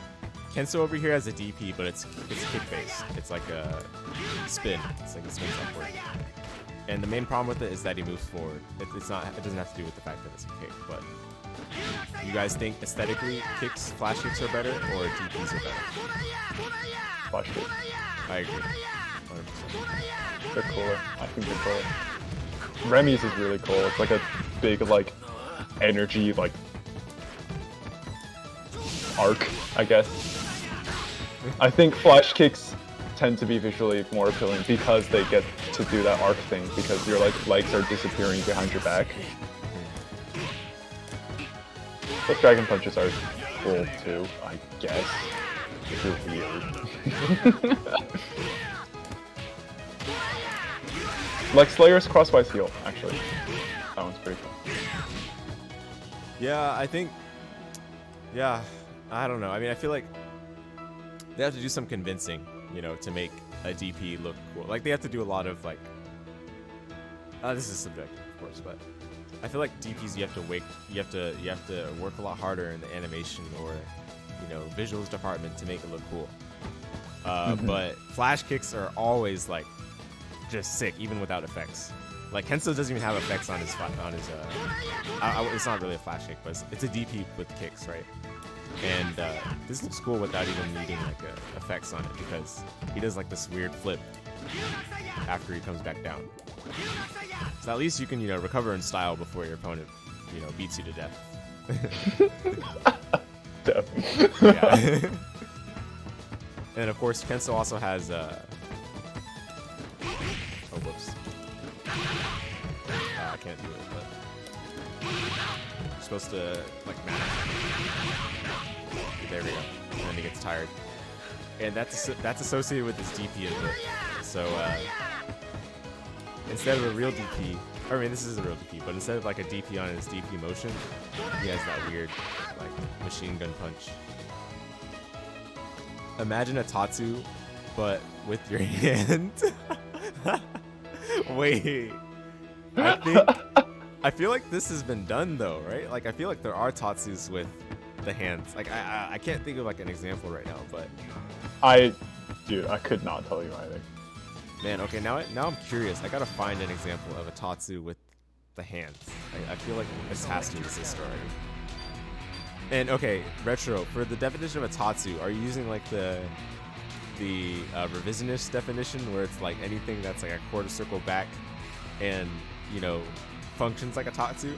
Or are you using the traditionalist one where it's like it has to be a hurricane kick or a hurricane punch or something to that effect? Bardock 214 special. Was Okay. anybody Oh yeah, sorry. in Karnoff's? Wait, who? What Karnoff's move? Ooh, I do not know much about Karnoff, honestly. Is Sidewinder a Tatsu? Oh my goodness. I just have plus R open right now, so that's why. Oh, got it. Man, I'm thinking of all these characters, and I don't think any of them have a Tatsu that's not with kicks. If they have a Tatsu, I think it's with kicks, sadly. so I do not think I can find any counterexamples, unfortunately. Oh, wait a minute. Wait a minute. Mature. Mature technically uses her nails for her Tatsu. What? It's not a real Tatsu. I'm trying to bend the definition. This is the revisionist definition. Okay, mature. So, other than her name being sick, she has the sickest Tatsu because it's her nails. Like, isn't that cool? Is Sadly, that a Tatsu? It doesn't low crush though. yeah, no, yeah, sadly. Is it on a quarter circle back? Yeah, it's a quarter circle back kick. That's why I thought that's why I thought of it as a Tatsu, because it's actually on the quarter circle back kick input. Oh, Iori, wait a minute. Wait, but no, Iori doesn't have quarter Those are circle back kick. Rekkas, aren't they? Yeah, those are Rekkas. And they're also on punches, but okay, fine, I can give you that, I guess. No, but it's a Rekka. Yeah, I don't consider Rekkas a Tatsu, I don't think. Let me look through the plus R cast. Is Dandy Step a Tatsu? Tap. No, it doesn't have to be quarter circle back. Oh, Claw Iori. Oh, I think I know what you're talking about. Okay. I thought you were talking about Flames Iori. But yeah, we are playing 13, so I should have gone with the default Iori as what you meant. Robokai uses a horse. Is that... Testament has Badlands, which is low crushing. It uses the punch button. And he goes forward. That's good enough, right? Maybe, I guess. Wait, but okay, this move is like basically like Mature's quarter circle back kick. In fact, it's almost the same. And it's I mean, so if this is a Tatsu, then I think Mature's is a Tatsu. I don't think it counts. His DP, yeah, I don't think it counts. His DP kick. What's his DP? Oh, I know what his DP kick is. That one low crushes. That is true. That is true. His DP kick does low crush. Let me try to see if he has that in 13, which I hope he does. Select your character. Okay, but Testament should be a Tatsu because it uses, or it low crushes, it advances, and he spins. Oh, he doesn't. Oh, yeah, true. Testament having a Tatsu is hilarious. He has a Tatsu there. Tatsumint. Is he a Shoto? True, because he also has a fireball. Right? He has a fireball, he has a Tatsu, but he doesn't have a dragon punch, so. Yeah. Oh, Tap. Yeah, he doesn't. I shouldn't be surprised, though, because 13 has some of the most shallow movesets in the whole series, so. And the combo trials still get that hard? Yeah. Yep. Oh my goodness, I don't have 14 installed. 14 would have been perfect for this, but I'll do 15. That's fine. Oh, I have to update it. Never mind. Okay. Sad. Yeah. Trying to think. Is there anything else? Other characters that use their feet in these games that I have installed? I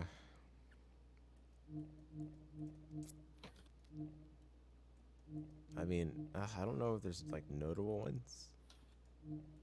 Oh, and there might be more in 13 that I missed. Oh, he has it in 02. Perfect.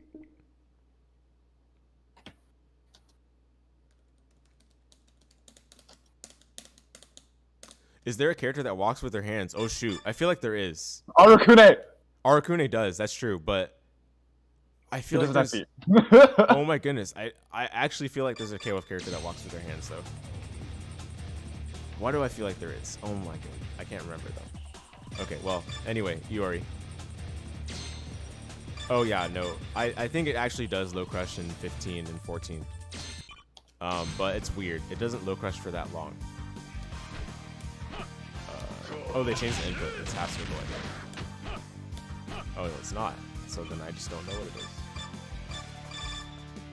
is. Does enjoying executing Arakune's combos make you a bad person?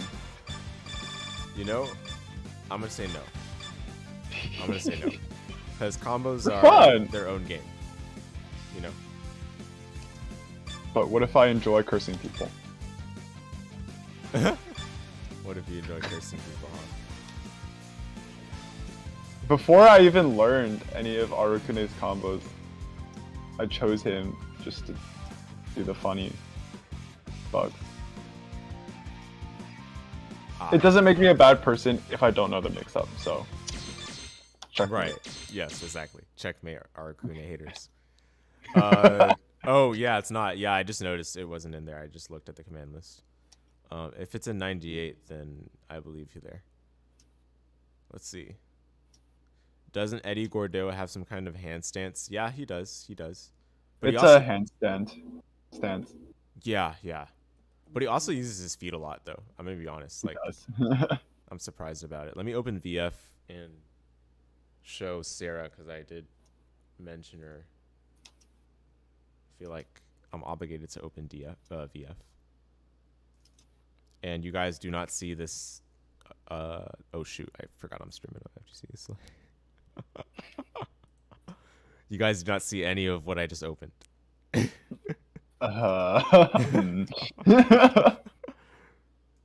Although it's not my fault that Sega sucks and they won't port this game to PC. What do you mean? They ported it with the perfect netcode. Let's go. Absorb. No, you're right, though. You're right. Okay, so I'm opening VF briefly just to show you guys the feet function in this game. That would be Sarah. And, you know, in VF, pretty much every character uses their feet. Oh, yeah, none in Yakuza 7. Yeah. It's not on PC, yeah, unfortunately. But, so VF has punch and kick buttons. But the interesting thing about this is that some characters actually do not have kicks on all of their kick inputs. And Akira is kind of a notable example of that. But that aside, you also have like punch plus kick, which oftentimes isn't even like a kick. It's just like a move. It's hard to describe, but like it depends on the character. For Sarah, she has that as her punch plus kick when you do it back. And then if you do like just neutral, that's a kick. So, you know, Sarah's an exception because she just has a lot of kicks in general. But yeah, so a lot of her punch plus kick buttons are kicks. They're mapped to kicks. But for a character like, let's say Vanessa. Vanessa's like weird though, isn't she? She's very weird. Got the stances. Yeah, she's extremely weird. Doa is though, no thank you. No thank you. Doa is, as far as I'm concerned, Doa is not on PC. As far as I Care to elaborate for yourself? Yes, exactly. So Sarah is like a brawler character, so she beats up the opponent really hard. Whoops, that's not the move. There we go. So like, just to characterize it, right? Anyway, the reason, bro, why I need not elaborate, as Big Monkey already said. So Sarah's punch plus kick buttons are oftentimes not kicks; they're actually just like elbows or hard punches. So like, this is your down 2 plus K, or down P plus K, down punch plus kick, where she slams the opponent on their head. And then, Oh, that's a Dragunov move. Yes, it is. I'm glad you noticed. I was waiting for you to mention that. Yeah. Is it also plus? No, it's safe though. I can verify that because thanks in-game frame data. For Wow. yeah. I'm sure it's free, like all games should have. Good one. Yeah, unfortunately, it is not free for every game. Tekken. Bad. Yeah, for real though. It is sad. Okay, it's not plus, but it is safe. So that's good. So that's her back P plus K. This is her neutral P plus K. You guys get the idea though. Like having some buttons mapped to punches where they would otherwise be mapped on kicks for some characters could be either an inherent advantage or a way of illustrating the beauty or the uniqueness of particular characters. And it's also a good way of distinguishing them for new players because it gives them a means of, drawing connections between their favorite martial arts moves and something that their favorite fighting character can do. So basically, yes, I love Feet too. Yes. And Sarah has this, or not Sarah, Vanessa has this stance where she kind of crouches down a little bit. That's her offensive stance. It's not really a stance, it's called offensive style. I think. Let me check the names. Yeah, offensive style. This is where she gains access to her best moves. So you have moves like that, which is like a launching mid. Oh, I shouldn't get into this. Sorry, this is off topic. Anyway, the reason why I wanted to show this is because one of her tackles allows you to beat up the opponent in an elaborate manner that you wouldn't have access to if you didn't have some things mapped to kick where they wouldn't otherwise be. Like, basically what I'm saying is that she gets more buttons to do stuff like this because she doesn't use her feet. So that's the cool part about it. Dude, that is brutal. Yeah, it is, yeah. There's also this one. Yeah. It's like Marduk, Yeah, it is actually. It's really cool. but Sarah isn't a hunking 8-foot tall ape of a man. Yes. Dude, Marduk is like unrealistically large. True, like even actually. for fighting game standards, I feel like. No, yeah, you're right. I agree with you. It's funny though. Does he have a taller hurt box or anything? He does. He's like, I think bigger characters in Tekken. I don't know if this is right or not, but they're usually classified under like the same umbrella, like big guy term. Got it. So it's harder to sidestep with him, and his backdash is better to compensate for that, probably. All right. Those are all the characters I had in mind. I also had in mind Mei Li, which I'd opened her briefly earlier into the stream. I know Tap, you're in here, so that's why I specifically mentioned her. But Mei Li is also the Taekwondo function. So, as it usually goes, as we've established here, they usually give the Taekwondo functions a lot of kick-based moves, and Mei Li is no exception. But Mei Li's a funny bunny because she also has a unique stance, which legitimately, I'm gonna be honest, I've only played Mei Li on keyboard, so the mappings I have on stick are super foreign. I legit, it's like relearning the character right here. Trying to figure out. Oh, I don't have macros, that's why. There we go. The stance. So this stance you can use. This stance basically allows you to use your kick normals, unlike any other character. You can use your kick normals to cancel into the stance. So it allows you to like get some interesting pokes and pressure that most characters just don't have access to. And this can be combined with their anti-airs and other kick footsies as normal. Oh shoot, I didn't talk about Luong. Are you serious? Whoa, how did I forget Luong? Wow, and she's like the jury equivalent as well with the fetish stuff. You don't have to say it like that. Well, I just gotta be real. I gotta keep it real. Yes, Jun as well. Jun, in fact, is even better of an example than Mei Li because Mei Li does still use punches on a lot of moves, but Jun does not as much. But yeah, Mei Li's a super interesting character, guys. I'm totally not shilling her because she's one of my favorite characters in O2, but she's actually super interesting. Really weird combos, but very fun if you actually. Is she ever making it back into 15? I don't know. I feel like she would have already been in the game if they cared to add her. But I don't know. I can't remember the combo.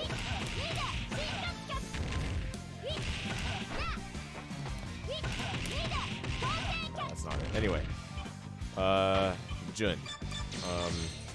Jun has stances, and if you thought Mei Li's stances are weird, Jun's are even weirder because it's like left foot, right foot. Horang has that. Oh, true. I guess it's not that weird then. Well, he's weird, so it still works. Ah, yeah. So, I believe you have to hold it. Yep. So, the thing about Jun is because he uses mostly his feet. In fact, I'm pretty sure he doesn't even use his hands at all. So this is the perfect character here. All of his punches are actually kicks. These are punches and kicks I'm pressing. And all of them he uses legs. It's like he doesn't want to use his hands because he doesn't want to get them dirty. Balanced. Yeah, balanced indeed. I mean, hey, using your hands and getting them dirty is a sign of being a peasant. It kind of goes back to the saying that, you know, you're washed up. You're washed up because you need to, you know, you need to wash your hands. Your hands are dirty. Supposedly that was the origin of that phrase. I don't know. I see. I don't know. I'm not sure. I saw it somewhere. Anyway, yeah, Jun is interesting. He's definitely one of the most unique characters in KOF because he doesn't use his hands at all. And he has It's like Sanji. Yeah, exactly. And he can also move during his left foot, right foot, which is unusual to say the least. Oh, are they called flamingo stances too? No, they're called Japanese stuff. I don't know what they mean. Oh, okay. Yeah. And the nice thing too is that he can switch feet like midway. So you just hold the new button in order to switch feet. Pretty cool. And of course you get some low pokes like that.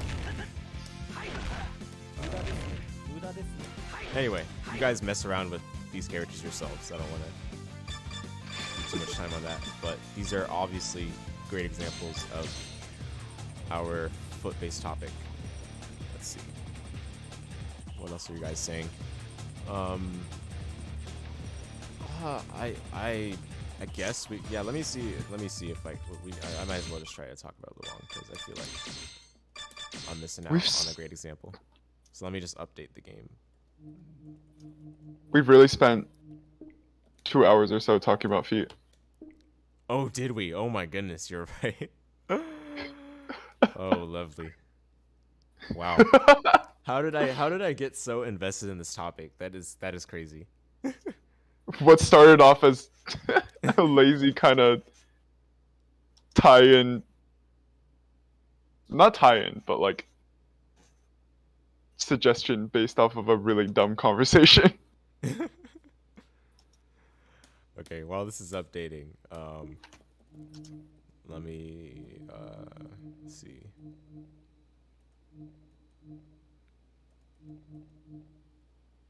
Oh, you know what? Samsung does use feet, actually. They have a kick button. Oh, that's true. What about That makes footsies? sense. Did you talk about that game as well? Wait, sorry. What? What game? Footsies. Oh, the game of footsies. No, like you've seen like this stick figure like game, right? Yeah. I know what you mean. Okay, yeah. Yeah, we didn't talk about it that much because I don't own it, but you know, I played it only briefly at one of our MGTs way back. Like this was like 2019, I want to say. Okay. Yeah, that's pretty much the only time I played it. But yeah, footsies is literally footsies, which is cool. And part of what makes it cool is that there's no punch buttons in footsies. It's all your knee and your side piercing kick or whatever it is. Okay, I had the same show open for some reason. So what did I want to do? Well, what I wanted to do is move on the main menu, but I can't even do that. So obviously I'm not going for it. Cringe. Yep. Imagine wanting to play your game. Okay, yeah, it looks like that finished anyway. So let's open KOF, and I'll check out the thing that you mentioned, Tap. So anything else, guys? I do want to make sure that we can wrap the stream up within the next 15 or so. Just if you guys have any other comments in the chat, make sure they get sent through before that time, so that we can get it in the bot.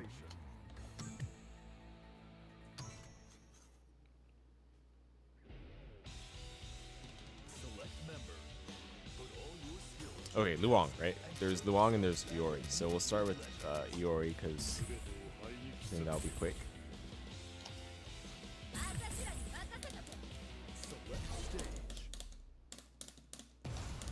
Get ready for a battle of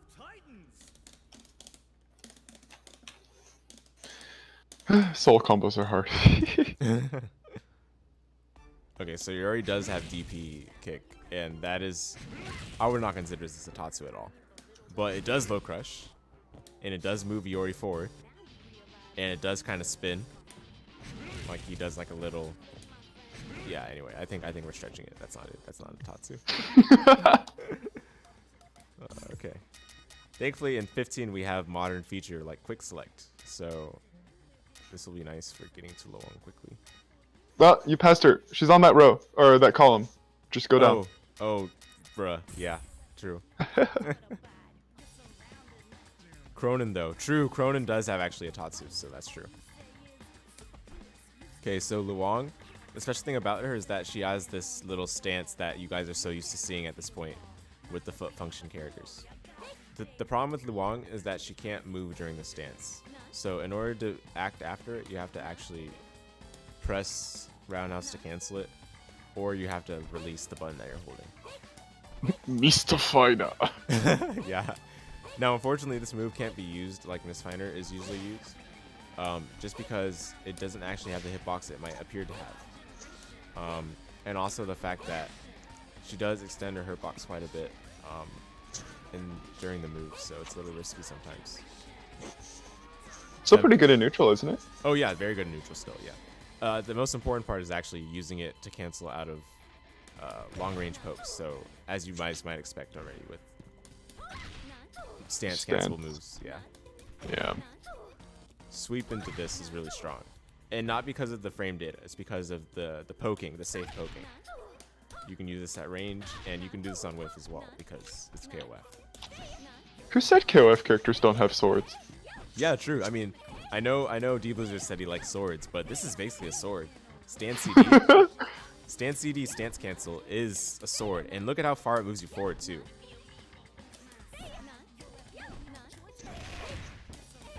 Oh, wow. Yeah, that's really good stuff. She also has that nasty ass, like, greed saber looking thing. Yes, the air move. Whoops, you can't TK it, I forgot. You have to 9 TK it, I think. 9, 2, and 4. Yeah. That thing is cheap. It's messed up, yeah. I love it, but it's cheap. It is. Yeah, you can whiff cancel 2D Retro Rage. This is KOF, baby.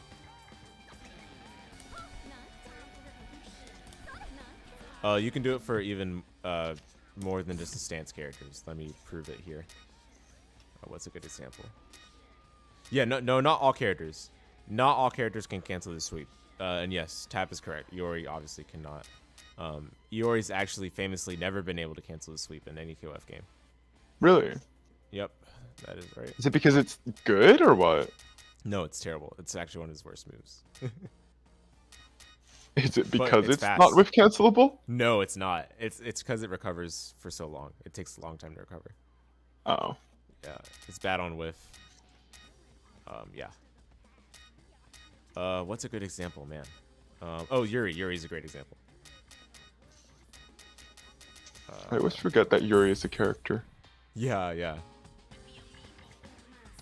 Can Kula whiff cancel her 2D? Yes, I think so. Oh, Retro Rage, I think I see where you're confused. So the thing is, starting in the modern KOF games, they hard-coded some sweeps to not be cancelable on whiff, specifically whiff. So some sweeps you can only cancel them on touch. Sadly, it's weird. I don't know why they did that, but I guess it was to balance some of them. A lot of Who has a really good sweep? Oh yeah, Yuri's sweep is good. It's very balanced. It's not like a super long range one, but its speed is very good. Like it's just well rounded. It looks like cliffs. Yeah, that's a great analog.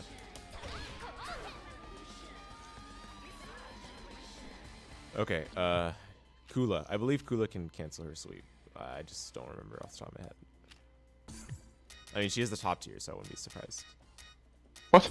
She's top tier now? Oh yeah, she's top like 3 or 4 maybe. Wait, so Oh, she cannot cancel it on whiff. Whoa. Okay, today I learned. Yeah, she's so perfect. She's a perfect example then. So Kula can only cancel her sweep on touch, but not on whiff. but it doesn't knock down either? No, it does. Oh, okay. She's just set to tech, huh? Yeah, yeah. I said, yeah, I usually set them to tech. I see. So yeah, Kula cannot cancel her sweep on whiff. I'm gonna be real though, I'd never seen people use her sweep, so I guess that's why I didn't know. Because I mean, her stand pokes are so good. Her pokes are so good in general with that sweep. Like you just do that all day. It leads to your combo. It's crazy. Huh. So you could realistically do very well with the team Cronin, huh? For this game. Absolutely. Yeah, absolutely. Okay, that is a Tatsu, by the way, guys. That is a Tatsu.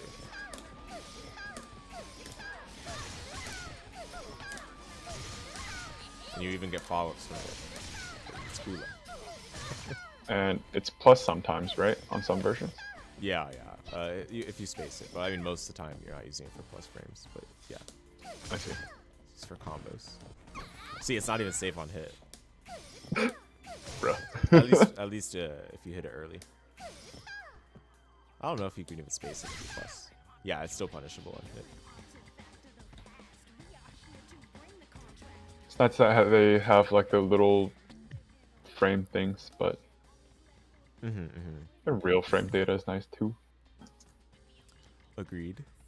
How far are we in? Okay, we still got like 5 more minutes, so or not 5, 8 more minutes.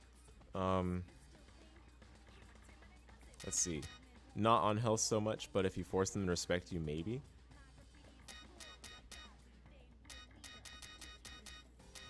Where's on health? There we go.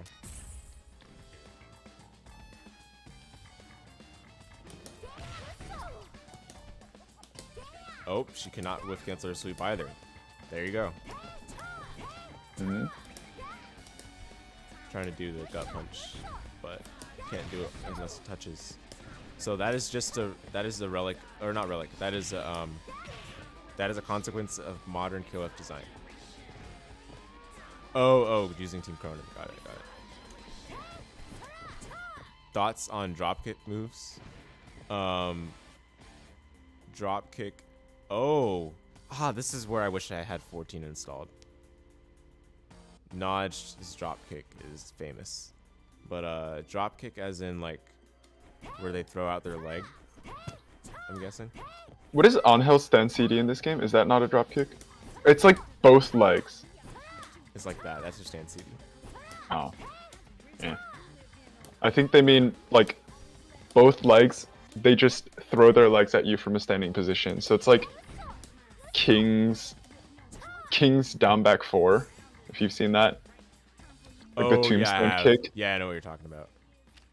Let me think if there's any character like that. I mean, obviously Iori's sweep, he throws at his legs, but I wouldn't consider that a drop kick. Oh, you know what? Chris stand CD. Oh yeah, I think so.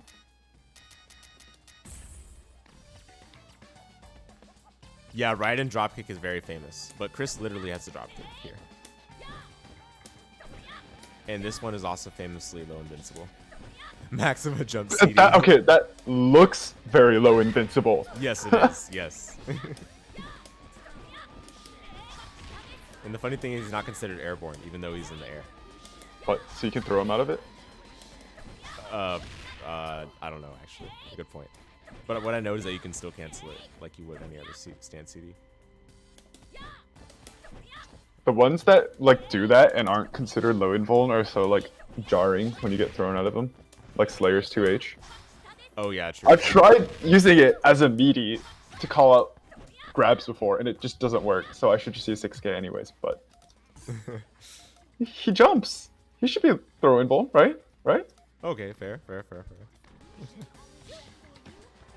Dang, Chris the dropkick master. Yes, sir. Yes, sir.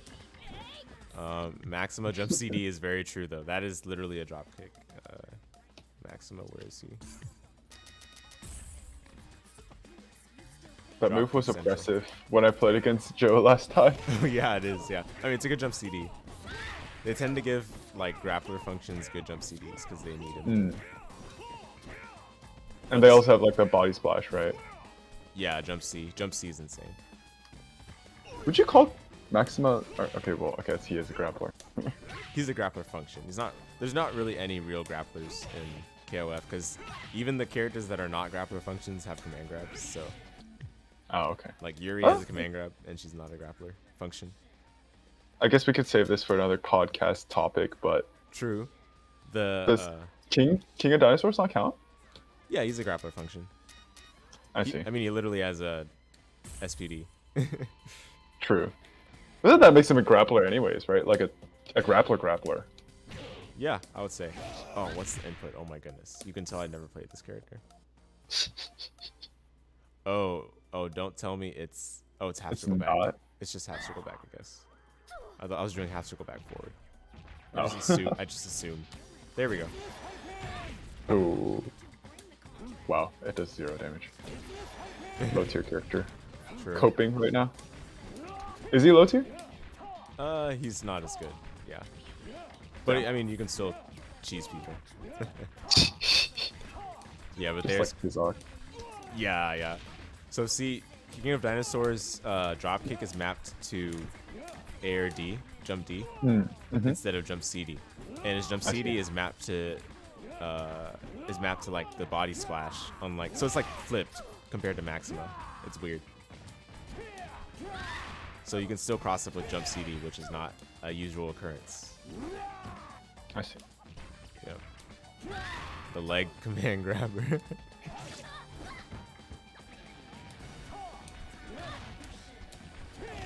Yeah, cross Yeah, the jump those- CD is insane. Grappler body splash hitboxes are some of the most absurd things. Yeah, true, Like- true. Potemkin's is like so jarring to get hit by because he'll be like jumping past you. You'll like stick a hurt box out into his legs and you'll get counter hit. Oh my goodness. And it's Potemkin, so he kind of like evaporates you for it. Like not that bad, but you're still fucked. That's the leg command grab that I think Tap was referring to. Oh, also the DP one. Is that the DP one? The DP one is that one? No, Yeah. no. It was that one, right? I think that's what I already did though. Oh yeah. Sorry. Yeah.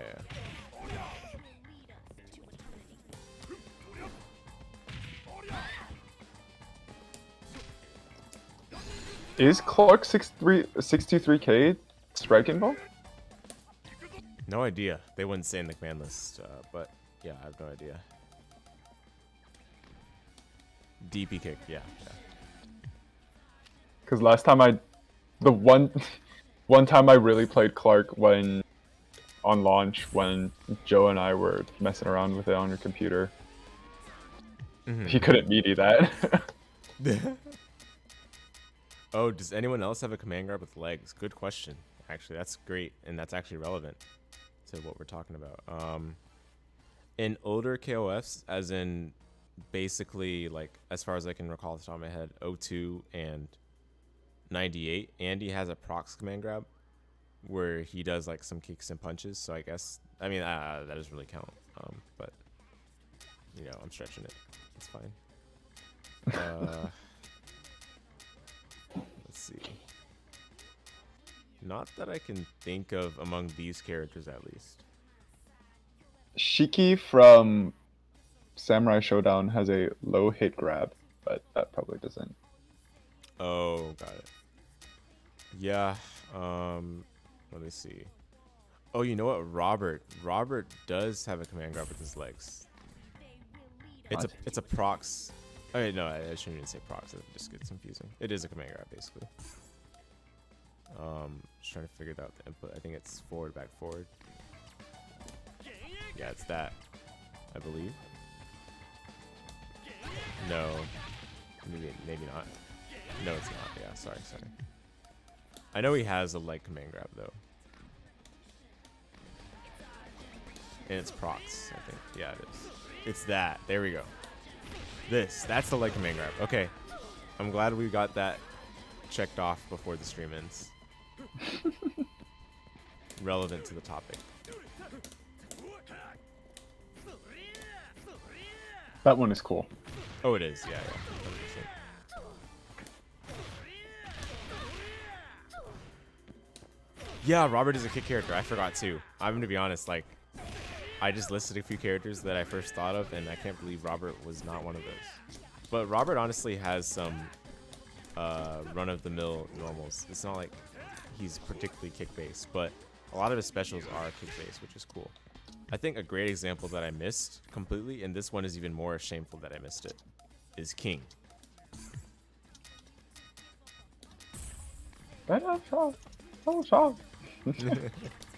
Literally uses kicks for her fireballs. And she still has run-of-the-mill normals, because, you know, she has to be a beginner-friendly character. But it's really cool what they've done with King to make her like an elegant foot fighter for those people that are into that. Yeah, kick projectile, yeah.